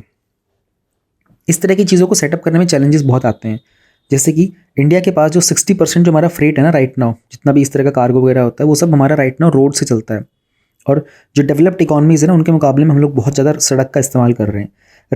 रेल का जो ट्रांसपोर्ट है ना वो काफ़ी मार्जिनल है और 45% चीपर भी है। अगर हम लोग पर टन किलोमीटर रोड के साथ कंपैरिजन करते हैं तो चीप भी बहुत पड़ता है। फिर गवर्नमेंट की एजेंसीज़ में बहुत सारी मल्टीप्लिसिटी है, बहुत सारे अप्रूवल्स लेने पड़ते हैं, कभी कभी लैंड को एक्वायर करने में प्रॉब्लम आती है। एंड जो मटेरियल हैंडलिंग का इंफ्रास्ट्रक्चर होता है ना वो बहुत अनऑर्गेनाइज चलता है। जितने भी हमारे सर्विसेज के मॉडल्स हैं उसमें स्किल पर्सनल की हमारे पास रिक्वायरमेंट है, ये सारे हमारे इश्यूज़ हैं। इसमें हम कर क्या सकते हैं, हमको कनेक्टिविटी इंप्रूव करनी है ना, तो हम लोग जो भी गैप्स वगैरह है ना उसमें मल्टी मॉडल इंटरलिंकेजेस क्रिएट कर सकते हैं। जो रेल का ट्रांसपोर्ट है उसको ज़्यादा इंक्रीज़ कर सकते हैं, ट्रक का जितना इस्तेमाल हो रहा है उसको और ऑप्टिमाइज़ कर सकते हैं, फ्यूल एफिशिएंट व्हीकल्स का इस्तेमाल कर सकते हैं। प्राइवेट सेक्टर को लेकर के आएंगे तो इनको इम्प्लीमेंट करना और ईजी हो जाएगा। जो भी रोल्स एंड इंटरडिपेंडेंसीज होती है उनको डिफाइन कर पाएंगे। सेंट्रल गवर्नमेंट का क्या रोल है, गवर्नमेंट का क्या रोल है, प्राइवेट प्लेयर का क्या रोल है। एक सिंगल विंडो अप्रूवल क्रिएट कर सकते हैं ताकि जो मल्टीप्लिसिटी और जो मल्टीपल अप्रूवल्स होते हैं ना इनसे हम लोग बच सकें। एक लोकेशन अच्छे से आइडेंटिफाई कर पाएंगे तो जहाँ पर लैंड की अवेलेबिलिटी आसानी से हो जाए और उसका एक्विजिशन आसानी से किया जाए। हमको टेक्नोलॉजी का इस्तेमाल करना पड़ेगा, जो भी रिसेंट हमारी technology, big data, artificial intelligence, सबकी वजह से हम लोग चीज़ों को और बेहतर, एफिशिएंट और क्विक कर सकते हैं। तो टॉपिक छोटा सा था, काम का बहुत है और यूज़फुल भी है, हमारी कंट्री के लिए बहुत यूज़फुल है। बहुत पैसा बचेगा, बहुत एफिशिएंसी आएगी चीज़ों में। अब हम लोग इकोनॉमी सेक्शन का न्यूज़ इन शॉर्ट कवर कर लेते हैं 3.6 में। सबसे पहले हमारा टॉपिक आता है मॉनेटरी पॉलिसी कमेटी का। तो फॉर द फर्स्ट टाइम ऐसा हो रहा है कि जो मॉनेटरी पॉलिसी कमेटी है ना उनको एक रिपोर्ट पे काम करना पड़ेगा कि हमारा जो इन्फ्लेशन के टारगेट्स थे वो मिस कैसे हो गए थे। अब हमें एक बात इसमें समझनी पड़ेगी कि जो मॉनेटरी पॉलिसी कमेटी होता है इनका काम होता है कि जो भी हम लोगों ने इन्फ्लेशन के टारगेट सेट किए ना उस लेवल पे इन्फ्लेशन को लेके आना। इन्फ्लेशन क्या होता है, राइज इन प्राइसेस, जब कीमतें बढ़ जाती हैं उसको हम बोलते हैं इन्फ्लेशन। तो हम लोगों ने एक टारगेट सेटअप किया हुआ है, उसको बोलते हैं flexible inflation targeting through the monetary policy framework agreement. 2015 में हम लोगों ने सेटअप किया था। अब इसमें होता क्या है ना, हमारा जो राइट नाउ 2021 से 2026 का जो टारगेट चल रहा है वो चल रहा है हमारा कि हम लोगों को 4% का इन्फ्लेशन टारगेटिंग सेटअप करना है। और हमने इसमें रेंज दी है +-2 की, यानी कि 2% नीचे की तरफ और ऊपर की तरफ हमारा जा सकता है 6% तक का। ठीक है, 5 साल थे तो हमको ये रेंज रखनी है 2% से 6% के बीच तक का। अगर ये हमारा टारगेट वगैरह मिस होता है ना then we have to MPC को, जो मॉनेटरी पॉलिसी कमेटी होती है, उन्हें रिपोर्ट प्रेजेंट करनी पड़ेगी। अब उस मॉनेटरी पॉलिसी कमेटी में 6 लोग होते हैं जिसमें गवर्नर भी होते हैं और 6 लोग हैं तो जाहिर सी बात है कि वोट की कास्ट होने के चांसेस होते हैं। यानी कि अगर 3-3 की वोट डिवाइड जाती है ना, जो कास्टिंग वोट होती है गवर्नर के पास जाती है और ये एक्स ऑफिशियो चेयरपर्सन भी होते हैं। MPC को एटलीस्ट 4 बार मिलना होता है साल में। इस पर क्वेश्चन पहले आ चुके हैं, मॉनेटरी पॉलिसी कमेटी के ऊपर आ चुके हैं और इन्फ्लेशन टारगेटिंग पर भी क्वेश्चन पहले प्रीलिम्स में पूछे जा चुके हैं। कुछ ग्लोबल परसेप्शन इंडेक्सेस हैं। ग्लोबल मतलब विश्व के स्तर पर परसेप्शन बनता है, जैसे कि एग्जांपल है जो freedom in the world index है, वैराइटीज़ ऑफ डेमोक्रेसी इंडेक्स है, EIU का डेमोक्रेसी इंडेक्स है। तो इंडिया की जो रैंकिंग वगैरह दी जाती है ना, अभी कौन कौन करता है freedom in the world index को, फ्रीडम हाउस है एक NGO ही है जो कि US की है। देन वैराइटीज़ ऑफ डेमोक्रेसी का एक इंस्टीट्यूट है और EIU बेसिकली इनका काम यही होता है, ये ग्लोबल लेवल में डेमोक्रेसी को लेकर के, फ्रीडम को लेकर के क्या परसेप्शन बनता है, कंट्रीज़ की रैंकिंग देते हैं। तो हमारे जो इंडिया के इकोनॉमिक एडवाइजरी काउंसिल है टू द प्राइम मिनिस्टर, उन्होंने कुछ पेपर वगैरह को एनालाइज किया था। उन्होंने 3 परसेप्शन बेस्ड इंडाइसेस को कहा था कि इनमें इंडिया की जो रैंकिंग है ना उसमें डिक्लाइन देखने को मिल रहा है। ठीक है ना, और इसमें बहुत सारे सब्जेक्टिव इशूज़ भी होते हैं। अब इन रैंकिंग्स को हमें इंडेक्स में क्यों कंसिडर करना पड़ता है कि ये वर्ल्ड बैंक ना इनके इनपुट्स को कंसिडर करता है ताकि सॉवरेन रेटिंग्स दी जा सके। फिर फ्यूचर में होने वाले एनवायरमेंटल, सोशल, गवर्नेंस के इंडेक्स वगैरह जो होते हैं ना उनके ऊपर भी इम्पैक्ट पड़ता है।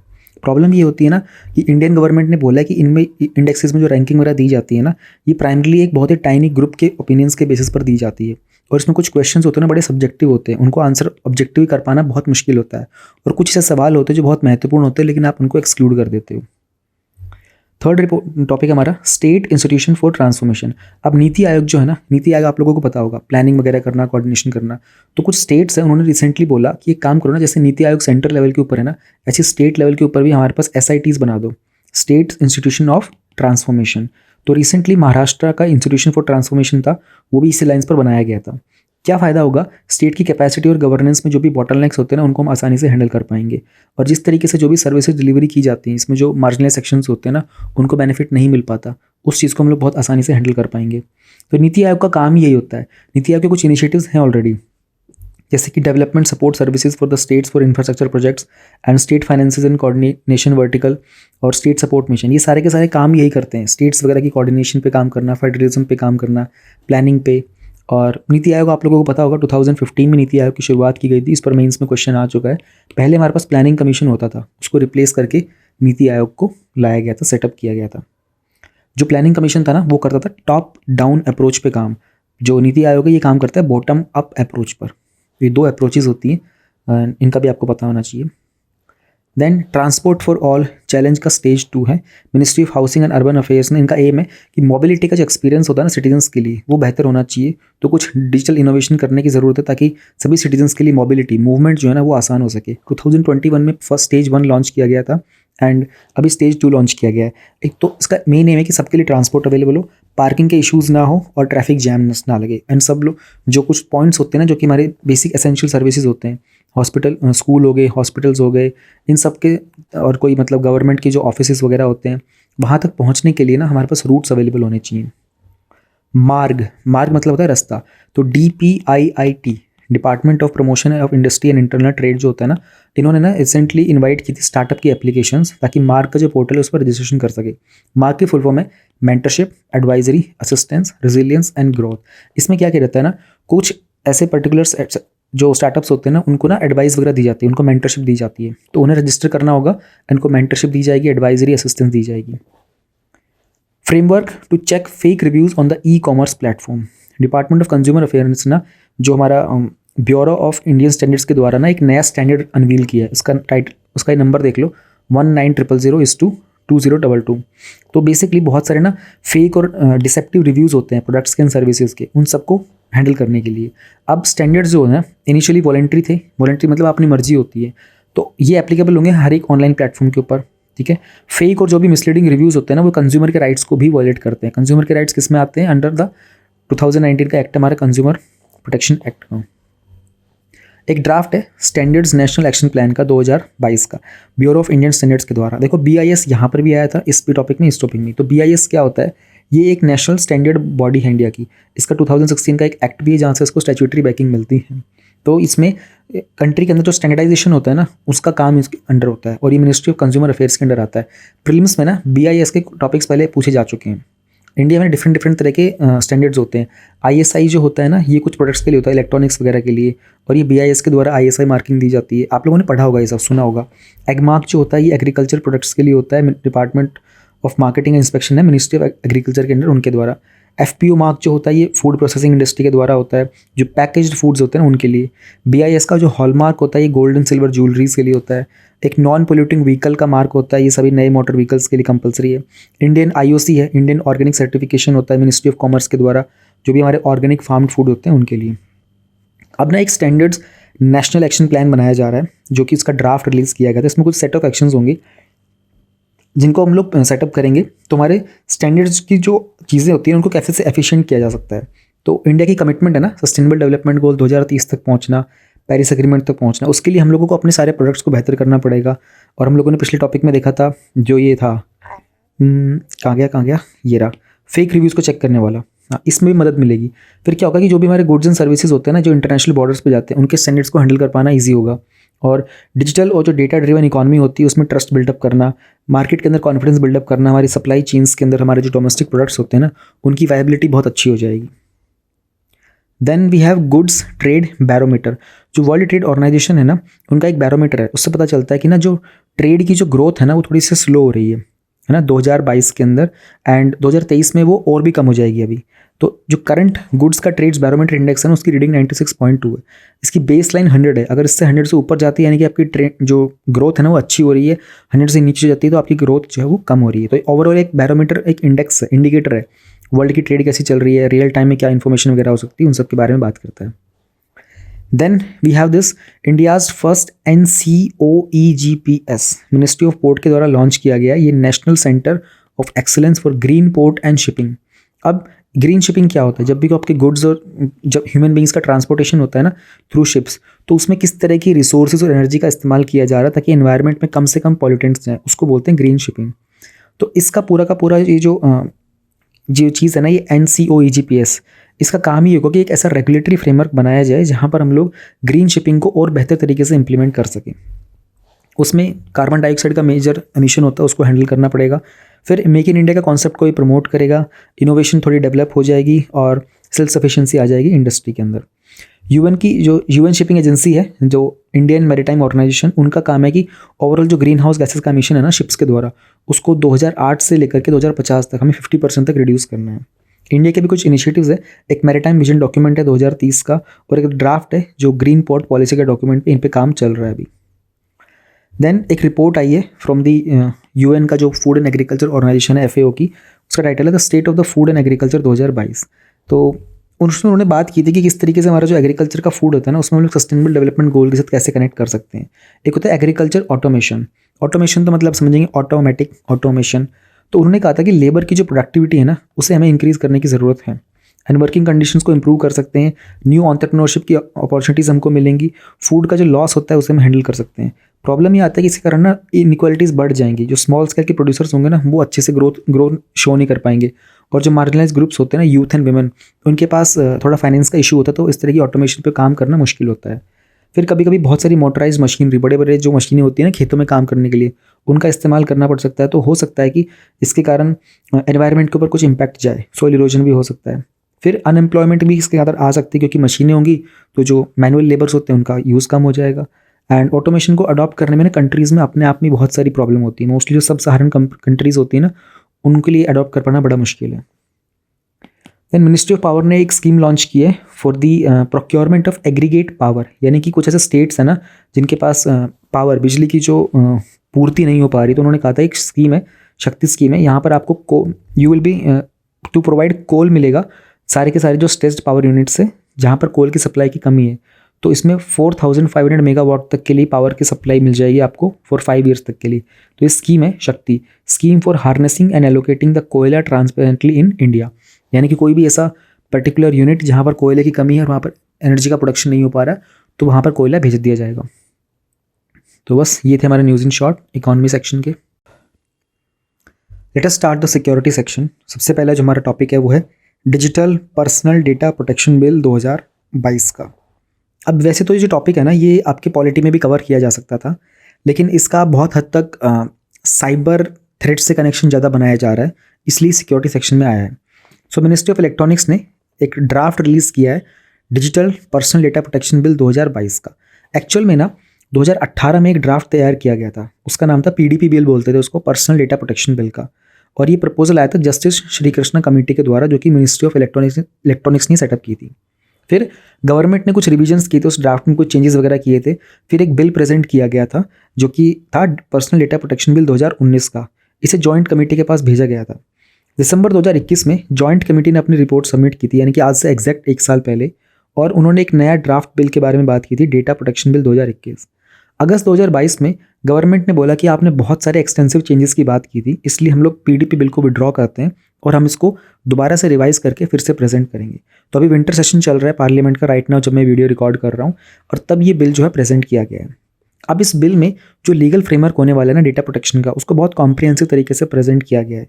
हम इसमें बहुत सारी चीज़ें समझने की कोशिश करेंगे, इस बिल के फीचर्स क्या हैं, कुछ की डेफिनेशंस हैं, देन एप्लीकेशन क्या होने वाली है, सिग्निफिकेंस क्या है, कंसर्न क्या है इस बिल के, डेटा प्रोटेक्शन को लेकर के ऑल ओवर द वर्ल्ड बाकी कंट्रीज़ हैं, यूरोपियन यूनियन, US, चाइना में किस तरह के मॉडल्स फॉलो किए जाते हैं।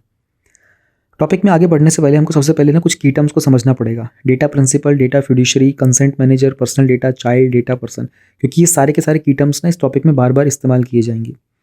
डेटा प्रिंसिपल का मतलब होता है individual whose data is being collected, जिस व्यक्ति का डेटा इस्तेमाल किया जाएगा उसको बोलेंगे डेटा प्रिंसिपल।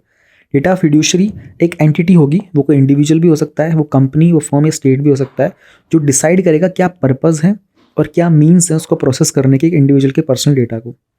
कंसेंट वर्ड का मतलब होता है सहमति। कंसेंट मैनेजर ये भी एक रजिस्टर्ड एंटिटी ही होगी जो कि डेटा प्रिंसिपल, अब डेटा प्रिंसिपल ऊपर वाला था ना, इसके प्रति अकाउंटेबल रहेगी और ये डेटा प्रिंसिपल के बिहाफ पर काम करेगा। पर्सनल डेटा जो कि आपकी खुद की आइडेंटिटी के साथ होता है वो आपका पर्सनल डेटा होता है।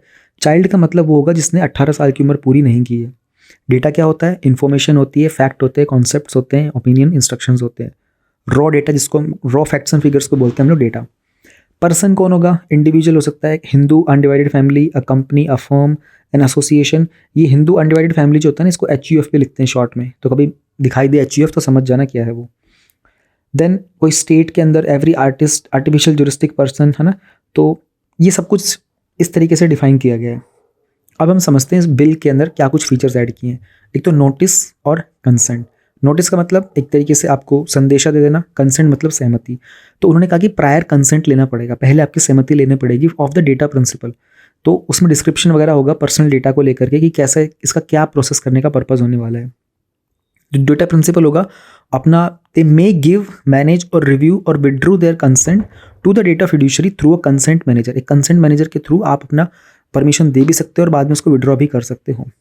अभी जो डेटा फिड्यूशरी होगा, डेटा फिड्यूशरी कौन सा? कोई भी एंटिटी थी जो उस डेटा को प्रोसेस करने वाली है, उसका पर्पस वगैरह को प्रोसेसिंग करेगी। ये इंश्योर करेंगे कि जो पर्सनल डेटा की जो प्रोसेसिंग की जा रही है, जहाँ स्टोर कर रहे हैं, एरेज कर रहे हैं, वो सेफ और प्रॉपर मैनर में किया जा रहा है। अगर कोई डेटा ब्रीच होता है तो इनको बोर्ड को इन्फॉर्म करना होगा और डेटा प्रिंसिपल को भी, डेटा प्रिंसिपल को कि भाई आपका डेटा जो उसका ब्रीच हो चुका है, और बोर्ड को कि भाई ये प्रॉब्लम आ चुकी है।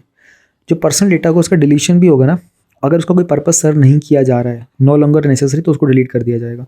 सभी जो डेटा फिड्यूशरी होंगे उनको डेटा प्रोटेक्शन ऑफिसर भी बनाना होगा। कुछ एडिशनल ऑब्लिगेशंस होंगी जहाँ पर छोटे बच्चे जो होंगे ना, उनके मामले में उनके पेरेंट्स और गार्जियंस होंगे, उनसे परमिशन लेनी पड़ेगी। डेटा फिड्यूशरी की सिग्निफिकेंस क्या है? सेंट्रल गवर्नमेंट आइडेंटिफाई कर सकती है डेटा फिड्यूशरी को कि कोई भी होगा उनका किस तरीके से वो सेंसिटिव पर्सनल डेटा को हैंडल करेंगे, उसमें कितना रिस्क हो सकता है, कंट्री की सॉवरेनिटी और इंटीग्रिटी को कैसे हार्म कर सकता है, कंट्री की सिक्योरिटी को कैसे मैनेज करना है। अब एक इंडिपेंडेंट डेटा ऑडिटर को भी सेटअप किया जाएगा जो कि एक डेटा प्रोटेक्शन इम्पैक्ट असेसमेंट भी करेगा साथ में, और पीरियोडिक ऑडिटिंग भी की जाएगी। कुछ ड्यूटीज़ हैं और राइट्स हैं डेटा प्रिंसिपल के भी। उन्हें ये इंश्योर करना है कि वो किसी भी तरीके से कोई फॉल्स ग्रीवेंस या कंप्लेंट फाइल ना करे एंड अपनी इन्फॉर्मेशन को सप्रेस ना करे। तो right to information, right to correction और इरेजर एंड ग्रीवेंस पर्सनल, ये सारे के सारे डेटा प्रिंसिपल को राइट्स दिए गए हैं। एक डेटा प्रोटेक्शन बोर्ड भी बनाया जाएगा जो सारे के सारे पूरे मेथड के कंप्लायंस को, यानी कि किस तरीके से चीज़ों को फॉलो किया जा रहा है, उन पर नज़र रखेगा। 6 टाइप की पेनल्टीज़ डिफाइन की गई, इसमें मैक्सिमम पेनल्टी 500 करोड़ तक की हो सकती है। तो पिछले वाला जो बिल था ना, उससे ज़्यादा पेनल्टीज़ रखी गई इस बार। Transfer of data outside India, तो इन्होंने सजेस्ट किया कि नोटिफाई करेंगे लिस्ट ऑफ कंट्रीज जहाँ पर डेटा फिड्यूशरी जो है वो may transfer the personal data in accordance with such terms, यानी कि आपको अलाउ किया जाएगा। पिछले वाले बिल में अलाउ नहीं किया गया था, इन्होंने कहा अलाउ करेंगे और एक लिस्ट निकालेंगे हम लोग किस किस कंट्री में अलाउ किया जाएगा।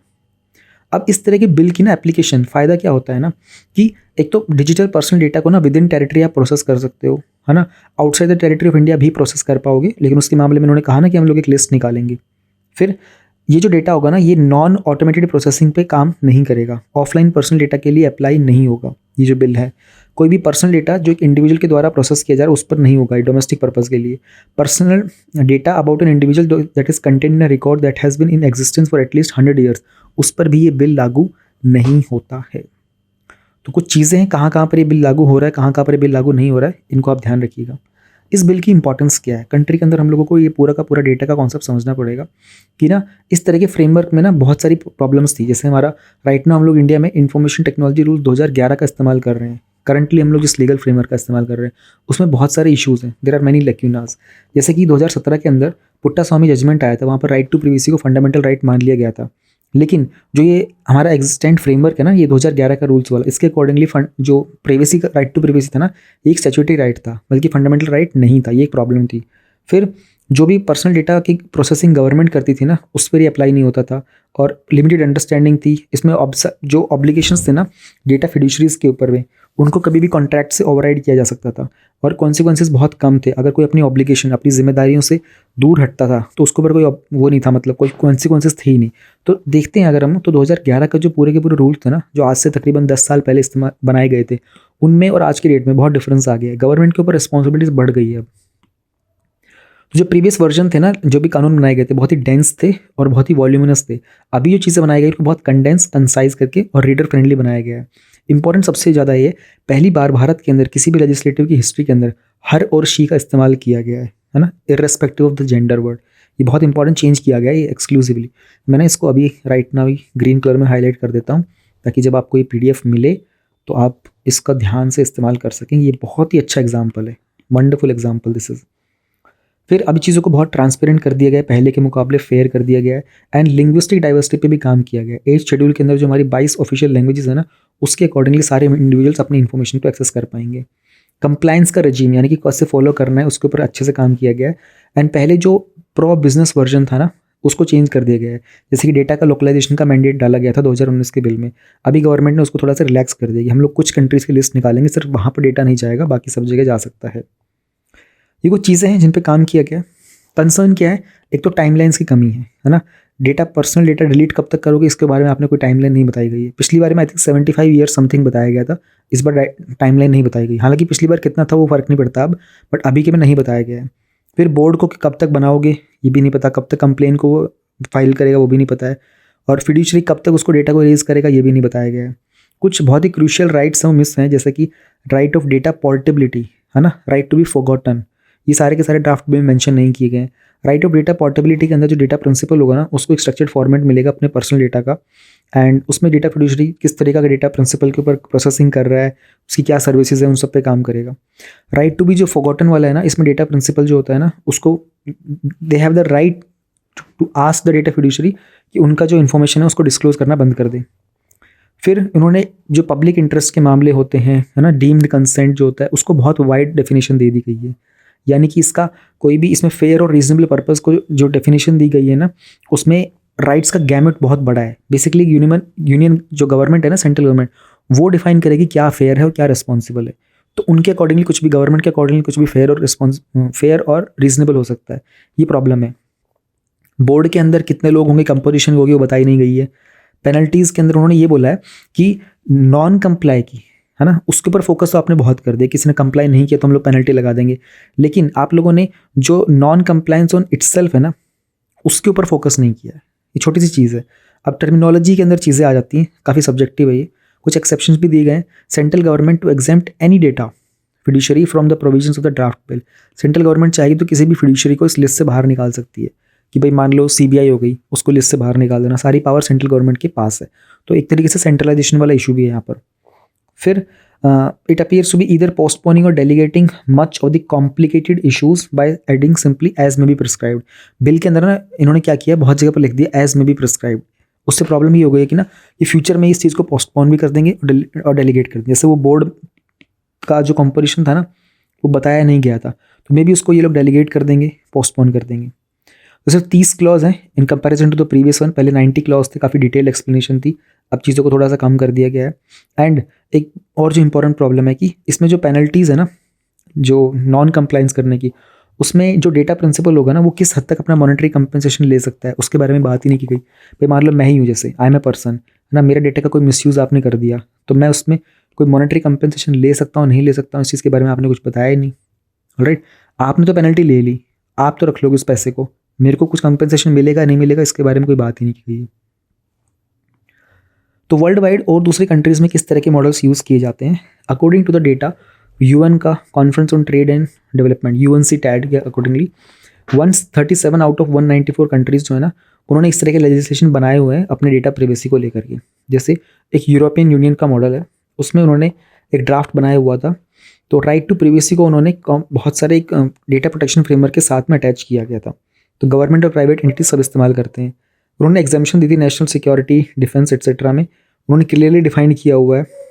US का एक मॉडल है, उन्होंने प्राइवेसी के प्रोटेक्शन में लिबर्टी के प्रोटेक्शन को डिफाइन किया हुआ है, एंड हालांकि वो कुछ हद तक नैरो भी है, लेकिन उसमें इंडिविजुअल को इन्फॉर्म किया जाता है किस तरह से आपका डेटा यूज़ किया जा रहा है।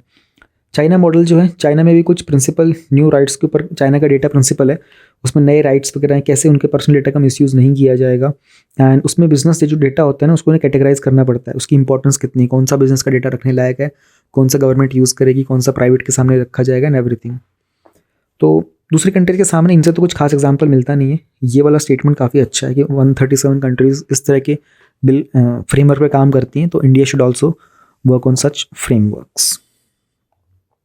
तो ये था हमारा टॉपिक डेटा प्रोटेक्शन बिल का, नया आया है तो अभी ये पास हो ही जाएगा। जब भी पास होता है देखेंगे इसमें क्या बनता है फाइनल, अभी तो ये ड्राफ्ट है। Now we have this topic 4.2 from the security section, terrorism and money laundering. Recently third ministerial conference हुई थी, इसका टाइटल था countering financing of terrorism, no money for terror conference. ये दिल्ली में हुई थी। तो NMFT की जो कॉन्फ्रेंस है ना, नो मनी फॉर टेरर, 2018 में एक इनिशिएटिव स्टार्ट किया था फ्रेंच गवर्नमेंट के द्वारा। 2019 में एक कॉन्फ्रेंस हुई थी ऑस्ट्रेलिया में and it was to be held in 2020 में इंडिया के अंदर, लेकिन पोस्टपोन हो गई थी कोविड-19 के द्वारा। तो अब ये हुई है 2018, 19 और 20 वाली जो थर्ड मीटिंग है ये अभी हुई है। टेररिज्म क्या है, मनी लॉन्ड्रिंग क्या है, इनको समझेंगे हम लोग यहाँ पर, एंड क्या लिंक है between terrorism and money laundering, क्या क्या एफर्ट्स किए गए हैं, इंडिया के क्या नेशनल एफर्ट्स थे और क्या कुछ चैलेंजेस क्या हैं इसके। टेररिज्म अपने आप में एक अनलॉफुल यूज़ करना फोर्स का, वायलेंस का किसी भी पर्सन या प्रॉपर्टी के अगेंस्ट। एंड मनी लॉन्ड्रिंग का जो प्रोसेस होता है ना, उसमें आप किसी भी क्रिमिनल एक्टिविटी को लीगली ऑब्टेन दिखा देते हो, है ना, कानूनी दिखा देते हो, गैर कानूनी चीज़ों को। तो लॉन्ड्रिंग जो वर्ड है, मैंने जब भी ये टॉपिक आता है तो मैं आप लोगों को बताता हूँ कि लॉन्ड्रिंग वर्ड लॉन्ड्री से ही निकलता है। लॉन्ड्री में आप क्या करते हो, यू डर्टी जो क्लॉथ्स होते हैं उनको आप लोग क्लीन क्लॉथ्स में दिखा देते हो, है ना, DC to CC, dirty clothes to clean cloth. Money laundering में भी ऐसा ही होता है, जो डर्टी मनी होता है ना, आप उसको इस तरीके से प्लेस करते हो कि वो एकदम क्लीन वाइट मनी की तरह दिखाई देने लगेगा। अभी जो डायग्राम है, हालांकि इसको डायग्राम को इग्नोर करोगे तो भी कोई फ़र्क नहीं पड़ेगा, बट ठीक है, मैगजीन वालों ने इतनी मेहनत से बनाया तो एक बार थोड़ा देख लेते हैं। डर्टी मनी काला धन भी हो सकता है, गलत तरीके से कमाया गया, इकट्ठा किया गया पैसा होता है। You put this dirty money into the financial system, alright, इसको फाइनेंशियल सिस्टम में लिखे गए किसी तरीके से, उसके ऊपर लेयरिंग की जाती है, उसको ट्रांसफ़र करते हैं the bank account of company x, है ना, पेमेंट दी, फिर लोन दिया जाता है कंपनी एक्स को ऑफशोर बैंकिंग से। ये पूरा ये सफाई चल रही है, वॉशिंग मशीन चल रही है, 1 2 3 4 ऐसे करके। फिर इसको आप कुछ लग्जरी एसेट्स खरीद लोगे, financial investments, commercial industries investment. तो आपने क्या किया, आपने उस डर्टी मनी को एक मशीन से एक तरीके से निकाल करके साफ सुथरा करके दिखाने की कोशिश की। हालांकि ये जो फाइनेंशियल इन्वेस्टमेंट है, ये जो लग्जरी एसेट्स हैं, इनका भी गलत तरीके से इस्तेमाल किया हो जाएगा फिर फ्यूचर में। इसी को बोलते हैं मनी लॉन्ड्रिंग का साइकिल। टेरर फाइनेंसिंग और मनी लॉन्ड्रिंग दोनों के बीच में लिंक क्या है, क्योंकि हमारा जो कनक्लेव हुई थी, ये जो कॉन्फ्रेंस हुई थी ना, इसमें बात ये की थी टेरर के लिए मनी नहीं दिया जाएगा। ठीक है, आप कुछ लोग कर लेते हैं, कुछ लोग क्या करते हैं ना कि गलत तरीके से पैसा कमाते हैं, बस अपना घर वर बना करके शांति से बैठ जाते हैं, वो फिर शोर शराबा नहीं करते। तो गवर्नमेंट क्या करती है, अगर पकड़ में आ गए कि आपने गलत तरीके से इस्तेमाल किया था तो ठीक है, आपको सज़ा मिलेगी। नहीं पकड़ में आए तो गवर्नमेंट आपको ढूंढना बंद कर देती है ना कुछ सालों के बाद। लेकिन कुछ लोग इसे गलत इस्तेमाल करते हैं, वो इस पैसे को ना फिर टेररिज्म में इस्तेमाल करते हैं, फिर गवर्नमेंट पीछा ही नहीं छोड़ती, बुरे तरीके से पीछे बढ़ जाती है। तो क्रिमिनल एक्टिविटीज़, क्राइम्स के प्रोसीड्स, मनी लॉन्ड्रिंग का process, disguised money, unlawful sources, terrorist के funding, lawful sources, terrorist activities, multiple things get linked. पहली बात तो टेररिज्म और मनी लॉन्ड्रिंग एक तरीके से सिमिलर एक्टिविटीज़ ही हैं। हम इनको आइडेंटिफाई कर सकते हैं कि सिमिलर एक्टिविटीज़ हैं, क्योंकि दोनों के दोनों में ना फंड्स को छुपाने की कोशिश की गई है। किससे? स्टेट अथॉरिटीज़ से, कि स्टेट अथॉरिटीज़ इनके ऊपर निगरानी ना रखे। फिर according to an estimate by the IMF and the world bank, criminals around the world launder around $2 to 4 trillion every year. 2 से 4 ट्रिलियन डॉलर तक की लॉन्ड्रिंग हर साल होती है। बहुत ही अच्छा डेटा है ये, ग्रीन कलर में हाईलाइट किया है, अलग से लिख लेना। Symbiotic relation, symbiotic money laundering के कारण कुछ चैनल्स बन जाते हैं इलिसिट फंड्स के, जिनको बाद में टेररिस्ट और अदर क्रिमिनल्स यूज़ करते हैं। फिर डिस्टिंक्शन यानी कि कुछ अलग अलग भेदभाव भी है टेररिज्म और मनी लॉन्ड्रिंग्स का। जो ओरिजिन ऑफ फंड्स होता है ना, can also be legitimate in case of terror financing, but in case of money laundering, for example जो मेंबर्स होते हैं टेरर ऑर्गेनाइजेशन के, वो जनरली इनको नॉन प्रॉफिट ऑर्गेनाइजेशंस के अब्यूज़ के थ्रू इस्तेमाल करने की कोशिश करते हैं। तो ये दोनों में डिस्टिंक्शंस भी होती है। फिर टेररिस्ट के फंड्स को मूव करने के क्या क्या तरीके होते हैं? बैंक्स के थ्रू मूव किया जाएगा, ठीक है। मनी वैल्यू ट्रांसफर सिस्टम होते हैं, फिजिकल ट्रांसपोर्टेशन, कैश में भी एक बॉर्डर से दूसरी जगह भेजा जाता है। कुछ नए मेथड निकल के आजकल वर्चुअल एसेट जैसे क्रिप्टो करेंसीज के थ्रू भी उनका ट्रांसफर किया जाता है। जब आप ये क्रिप्टो करेंसी का टॉपिक पढ़ते हो ना, तभी आता है मनी लॉन्ड्रिंग के लिए क्रिप्टो करेंसी का मिसयूज़ किया जा सकता है। हवाला सिस्टम आप लोगों ने सुना ही होगा, कोई ना कोई वेब सीरीज़ वगैरह देखी होगी तब भी हवाला सिस्टम देखा होगा। और हवाला सिस्टम में क्या होता है ना कि एक एग्जांपल लेके बनाता हूँ, मान लो इंडिया में ही कोई टेररिस्ट बैठा है, ठीक है, उसको पैसे चाहिए और एक दूसरा टेररिस्ट है वो कहीं पाकिस्तान में बैठा है और पाकिस्तान वाले के पास पैसे हैं लेकिन वो इंडिया वाले के पास पहुंचाना चाहता है। तो क्या करेगा ना, इंडिया में जो टेररिस्ट होता है ना, इनके एजेंट्स होते हैं, कोई एक एजेंट होगा इंडिया में, एक सेकंड, एक एजेंट 1 होता है और पाकिस्तान में एक एजेंट 2 होता है। ये जो एजेंट्स होते हैं ना, ये इनका काम ही यही होता है, पैसे का हेर फेर करना। तो पाकिस्तान वाला क्या करेगा, A2 के पास जाएगा और ये इंडिया वाला जो टेररिस्ट, इंडिया में जो टेररिस्ट बैठा है ना, ये भी ये उनके पास जाएगा। अब A1 और A2 जो है ना, ये एक तरीके से इनके साथ कोई डायरेक्ट लिंक, इनकी जान पहचान नहीं होती, इनका काम ही पैसे का हेर फेर करना होता है। A2 के पास ना ये जनरली जो ये हवाला सिस्टम होता है ना, उसमें बैंक के जो नोट होते हैं ना उसका इस्तेमाल करते हैं। बैंक के नोट को ना बीच में से फाड़ देते हैं, एक साइड इसका नंबर यहाँ लिखा होता है, एक साइड इसका नंबर यहाँ लिखा होता है। और ये लोग ना A1 के पास आधा नोट होता है, आधा नोट A2 के पास होता है। अब पाकिस्तान वाला जो एजेंट होगा ना, A1 के पास जाएगा, बोलेगा भाई साहब मेरे को ये 100 करोड़ रुपए इंडिया वाले टेररिस्ट के पास पहुँचाने हैं। तो ये जो A2 वाला होगा बोलेगा ठीक है भाई 110 करोड़ रुपए लूँगा, 10 करोड़ मेरे होंगे, 100 करोड़ तेरे में पहुँचा दूंगा। अब A2 ने इसे 100 करोड़ ले लिए और A2 ने अपने एक पर्सन को भेजा जो इनका वर्कर होता है, उसको आधा नोट लेकर के भेजेगा। आधा नोट पर मान लो एक नंबर लिखा है XYZ, ठीक है। अभी किसी तरीके से इंडिया में एंटर करेगा ये, और यहाँ A1 के एक दूसरे एजेंट को भी आधा नोट दे देगा, उसके ऊपर भी XYZ, यानी कि वो एक नोट का नंबर यहाँ लिखा होता है, यहाँ लिखा होता है ना, ये नंबर ले लेगा। अब ये जो XYZ वाला होगा ना, ये A1 के पास आएगा और ये A1 को बोलेगा ठीक है ये लो आधा नोट, उधर पैसे डिपॉजिट हो चुके हैं A2 के पास, और आप अब 100 करोड़ रुपए इधर से निकाल करके आई को दे दो, मतलब ये इंडिया वाले टेररिस्ट को दे दो। मैंने थोड़ा कॉम्प्लेक्स कर दिया, लेकिन इस तरीके से किया जाता है। मुझे पता नहीं आप लोगों को समझ में आया होगा नहीं आया होगा, बट ठीक है यार, जैसे भी है। तो क्या कुछ एफर्ट्स किए गए हैं टेरर फाइनेंसिंग को रोकने के लिए इंटरनेशनली। UNSCR का एक रेजोल्यूशन है 1267 और UNSCR का रेजोल्यूशन 1373। यार ये जो रेजोल्यूशन है ना, इनमें ना पता क्या होता है कि अगर आप याद रख पाओ ना तो बहुत अच्छी बात है। एग्जामिनर आपको देखते बोलेगा वाह रेजोल्यूशन का नंबर भी याद है, बहुत दिमाग लगाया है, बट टफ होता है इनको याद रख पाना। तो Delhi declaration on counter terrorism committee याद रखना ईजी है। FATF तो मतलब ऑब्वियस है, लिखना पड़ेगा, नहीं लिखोगे तो प्रॉब्लम हो जाएगी, ऐसा है FATF। टेररिज्म प्रिवेंशन ब्रांच है, UN का office on drugs and crime, UN का ऑफिस ऑन काउंटर टेररिज्म। ये सब इंटरनेशनल लेवल के ऊपर ना कुछ सेटअप्स किए गए हैं ताकि पूरे वर्ल्ड में टेररिज्म को रोक सकें, ड्रग ट्रैफिकिंग को रोक सकें, मनी लॉन्ड्रिंग को रोक सकते हैं। इंडिया में भी हमारे पास NIA नेशनल इन्वेस्टिगेशन एजेंसी भी है इंडियन गवर्नमेंट के द्वारा टेरर से फाइट करने के लिए। UAPA का एक्ट है, ये भी टेरर के प्रति एक लेजिस्लेशन है। एंड हमारे पास नेट ग्रिड है, नेशनल इंटेलिजेंस ग्रिड, इसमें इंफॉर्मेशन शेयर की जाती है टेररिज्म को लेकर के। फिर इंडिया ने एक परमानेंट सेक्रेटेरिएट की भी बात की थी जहाँ पर टेरर फंडिंग को हैंडल किया जा सकता है। और हमारे पास जो prevention of money laundering act है ना, इसका मैंने माइंड मैप आप लोगों को प्रोवाइड किया हुआ है, इसमें पढ़ सकते हो। उसके कुछ ऑब्जर्वेशंस है, रिसेंटली अमेंडमेंट भी किया गया था। एंड ED के बारे में भी, ED के अंडर में आता है ये, और 2002 का हमारा एक्ट है prevention of money laundering act, इसको भी आप चाहो तो पढ़ सकते हो। अब कुछ चैलेंजेस हैं टेरर फाइनेंसिंग को हैंडल करने के। एक तो इंटरनेशनल लेवल के ऊपर बहुत सारी वीकनेस है, कोऑर्डिनेशन नहीं है इंटरनेशनल ऑर्गेनाइजेशंस के अंदर, है ना, लेजिस्लेशन, कानून ही इतने सारे बना रखे कि समझ में नहीं आते। फिर बैंक्स के द्वारा जो भी कस्टमर की आइडेंटिफिकेशन की पॉलिसीज़ हैं वो काफ़ी इनएडिक्वेट है ना, कंप्लाई नहीं करते, फॉलो नहीं करते चीज़ों को। पॉलिटिकल विल, जो राजनेता होते हैं उनके अंदर इतनी विल पावर नहीं होती है, स्ट्रॉन्ग पॉलिटिकल कमिटमेंट नहीं होती, तो वो अपने आप में एक हिंड्रेंस बन जाती है। कोलैबोरेशन की भी कमी है, जैसे कि जो म्यूचुअल लीगल असिस्टेंस होगी, इन्फॉर्मेशन शेयर करना, कोऑपरेशन करना, इन सब में भी कंट्रीज़ जो है अच्छे से काम नहीं कर पाती। फिर बहुत सारे ऐसे मेथड्स भी होते हैं जो कि नॉन कैश वाले होते हैं, जैसे क्रिप्टो करेंसी हो गया, ये नॉन कैश मेथड है, इसको हैंडल कर पाना और भी टफ हो जाता है।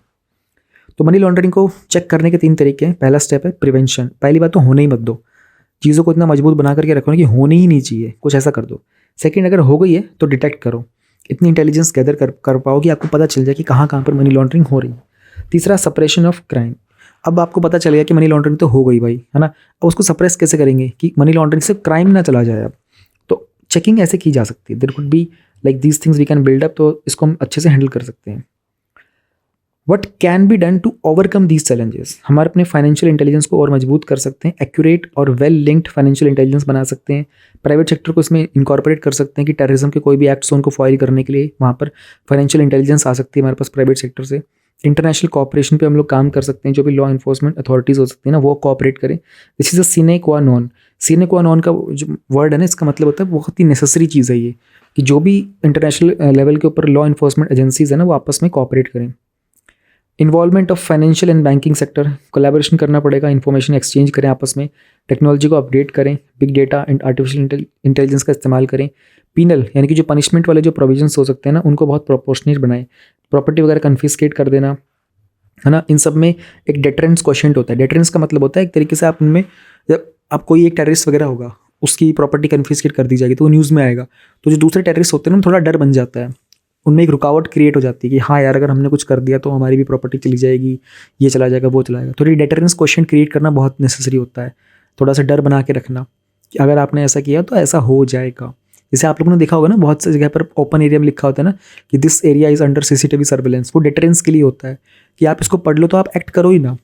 प्रिवेंशन वाली बात है, prevention is better than cure ना, तो प्रिवेंशन के तौर पर काम करते हैं। तो जी ये था हमारा टेरर फाइनेंसिंग का, मनी लॉन्ड्रिंग का टॉपिक, एंड काफ़ी इन्फॉर्मेशन है इसमें जो आपको मेंस में आएगी। और ये तो कॉमन सा टॉपिक है, मतलब इसमें तो जो भी इनपुट आपको लिखा हुआ है तो आपको यूज़ करना ही एग्जाम में। मल्टीपल चीज़ें इन्होंने टारगेट करने की कोशिश की है इस टॉपिक में। थर्ड टॉपिक है हमारे पास सिक्योरिटी में क्राउड मैनेजमेंट। तो रिसेंटली सियोल जो कि साउथ कोरिया में है, वहाँ पर कुछ ट्रेजेडीज़ हुई थी, और गुजरात में जो मोरबी ब्रिज कोलैप्स हुआ था वो भी आप लोगों ने देखा ही होगा न्यूज़ में। तो सियोल की जो ट्रेजेडी थी उसमें तकरीबन 150 लोगों की डेथ हो गई थी, एंड काफ़ी दर्दनाक था। वहाँ पर हैलोवीन सेलिब्रेट किया जा रहा था, क्राउड क्रश और कोलैप्स हुआ था। तो बहुत सारे लोग जब एक कन्फाइंड एरिया के अंदर एक दूसरे को धक्का मुक्की करने लग जाते हैं तो एक दूसरे के बीच दब जाते हैं, एंड अपने लंग्स वगैरह भी उनके इन्फ्लेट हो जाते हैं, कभी कभी काफ़ी सारी प्रॉब्लम हो जाती हैं। मोरबी जो है एक मेजर हब है स्मॉल और मीडियम इंडस्ट्रीज़ का, इंडिया की सैरामिक फैक्ट्री वहाँ पर है। 70% इंडिया के जो सैरामिक्स होते हैं ना, वो मोरबी के अंदर ही बनाए जाते हैं।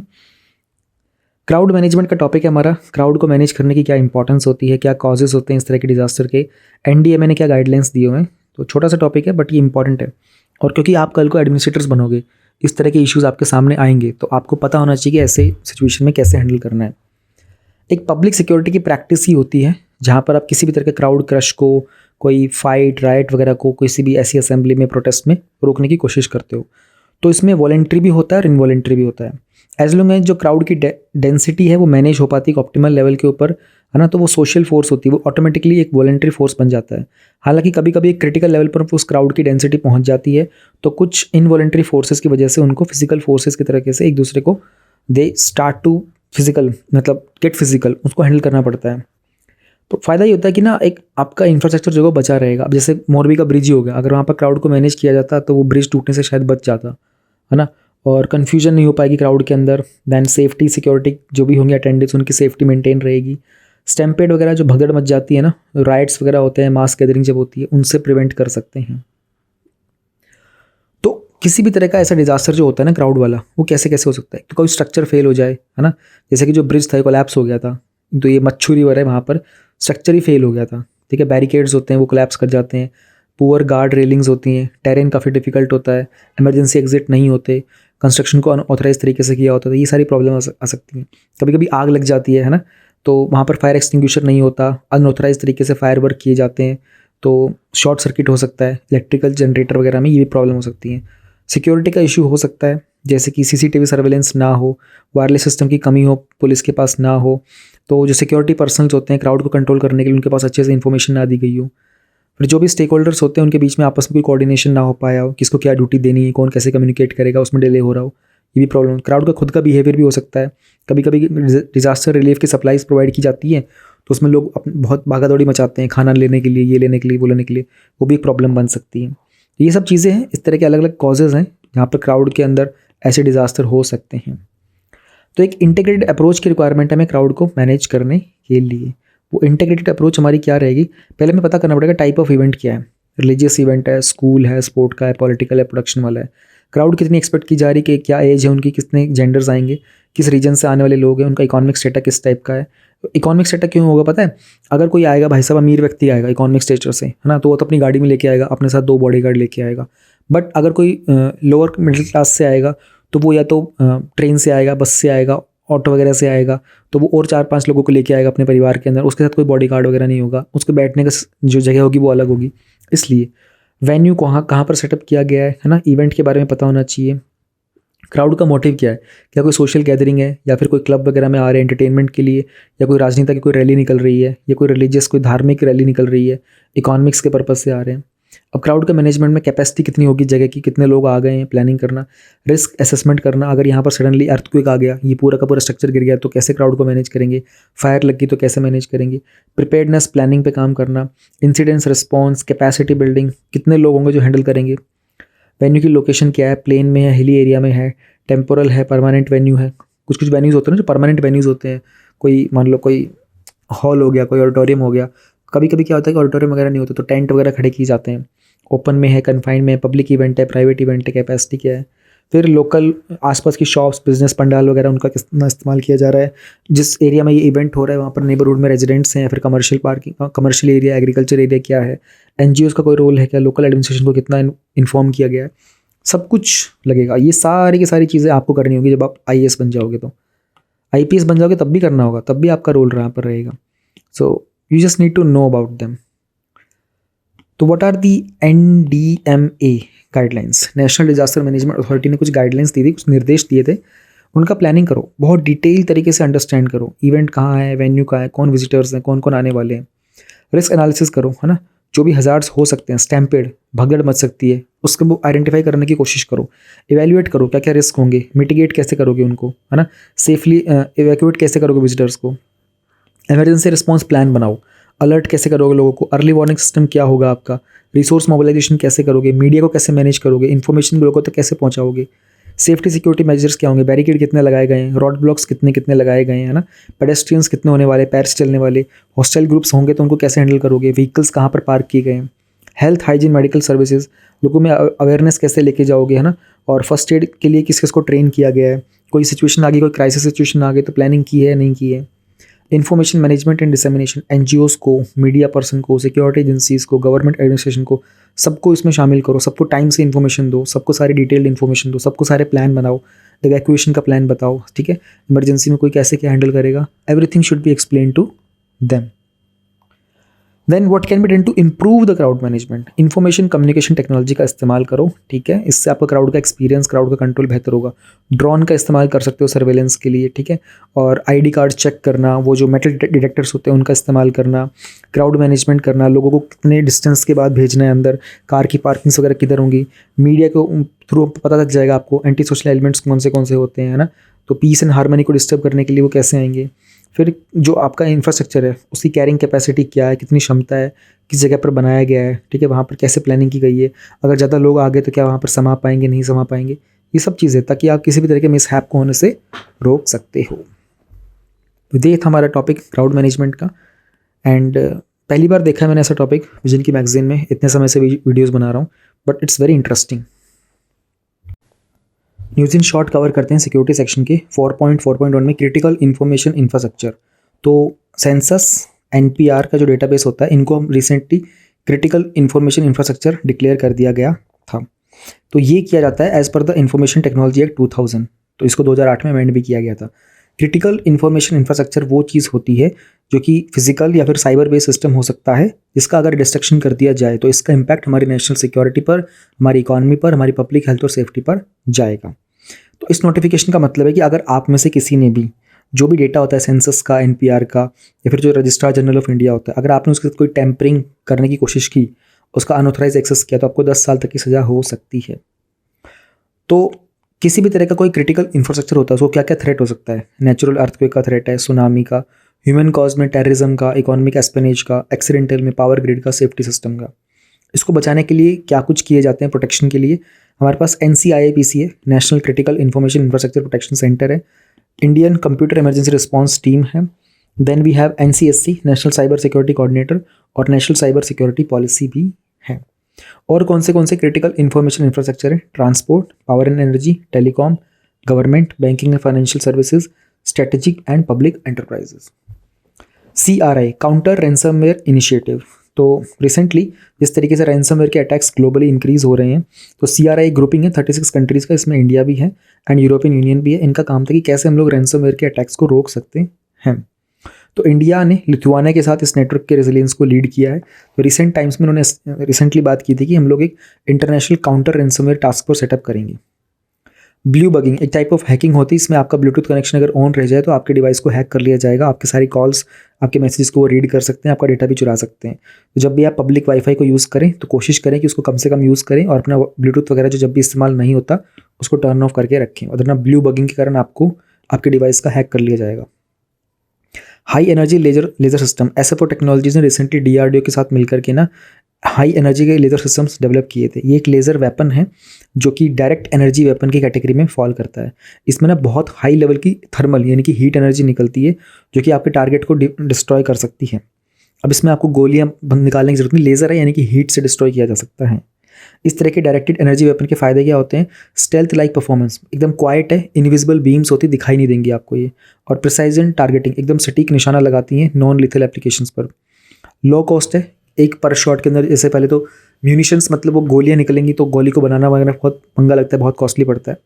फिर स्पीड ऑफ लाइट से बहुत फास्ट है और अटैक एकदम एक्यूरेट होता है। Then submersible platform for the acoustic characterisation and evaluation, इसकी फुल फॉर्म मतलब ये स्पेस की फुल फॉर्म है। ये अपने आप में एक टेस्टिंग और इवेल्यूशन फैसिलिटी जिसको डीआरडीओ ने लॉन्च किया था सोनार सिस्टम के लिए। सोनार क्या होता है? साउंड नेविगेशन एंड रेंजिंग के लिए इसका काम होता है, ओशन की मैपिंग में बड़ा काम आता है ये। तो जैसे ये मान लो ये आपका ये पूरा का पूरा ओशन है ना, इस पर एक शिप होता है, ये आपका शिप चल रहा होता है ओशन के ऊपर, तो ये शिप होता है ना, इसमें नीचे डिवाइस लगा होता है सोनार, तो वो नीचे साउंड वेव्स भेजता है और वो ओशन की डेप्थ का पता लगा सकते हैं कितनी देर में वापस चल के आई थी। अगर आप लोगों ने किसी ने मूवी देखी होगी गाजी अटैक, तो गाजी अटैक के अंदर जो सबमरीन होती है ना, उसमें वो लोग सोनार का इस्तेमाल करके टॉर्पीडोज़ को ट्रैक करते हैं। तो ये अपने आप में एक फैसिलिटी है जहाँ पर इस तरह की चीज़ें टेस्टिंग और इवेल्यूशन के लिए की जाएंगी, एंड ये 100 मीटर की डेप्थ तक काम करेगा। रोहिणी 200 एक रॉकेट है, इसमें 200 सक्सेसफुल फ्लाइट ली थी। तो ये पहला साउंडिंग रॉकेट है, इसको लॉन्च किया गया था इंडिया से 1963 में। तो RS-200 अपने आप में एक solid motor powered expendable rocket है जो कि 70 किलोमीटर की हाइट तक जा सकता है पेलोड्स लेकर के अपर एटमॉस्फेयर में। तो जो साउंडिंग रॉकेट्स हैं ये साइंटिफिक कम्युनिटी के द्वारा इस्तेमाल किए जाते हैं, ये लोग मीटियोरोलॉजी और एस्ट्रोनॉमी के एक्सपेरिमेंट्स करते हैं। कुछ मिलिट्री एक्सरसाइज न्यूज़ में थी, जैसे कि इंडो पैसिफिक एंडीवर थी, ये मैरीटाइम की है, इंडिया की है विद रॉयल ऑस्ट्रेलियन नेवी के साथ। गरुड़ शक्ति जो है इसमें इंडिया और इंडोनेशिया थे। गरुड़ मतलब एक एयरफोर्स एक्सरसाइज है बिटवीन इंडिया एंड फ्रांस, और गरुड़ शक्ति जो है ये इंडिया और इंडोनेशिया की है। युद्ध अभ्यास 2 जो था ये इंडिया और यूएस का है। एक्सरसाइज हरिमाऊ शक्ति जो है इंडिया और मलेशियन आर्मी के बीच में। ये कुछ एरर था, ये आप लोग चेक कर लीजिएगा, पिछली वाली मैगजीन का था अक्टूबर 2022 वाली में, जो कलेक्टिव सिक्योरिटी ट्रीटी ऑर्गेनाइजेशन था ना, उसको लेकर के। So that's it for this topic, thank you very much.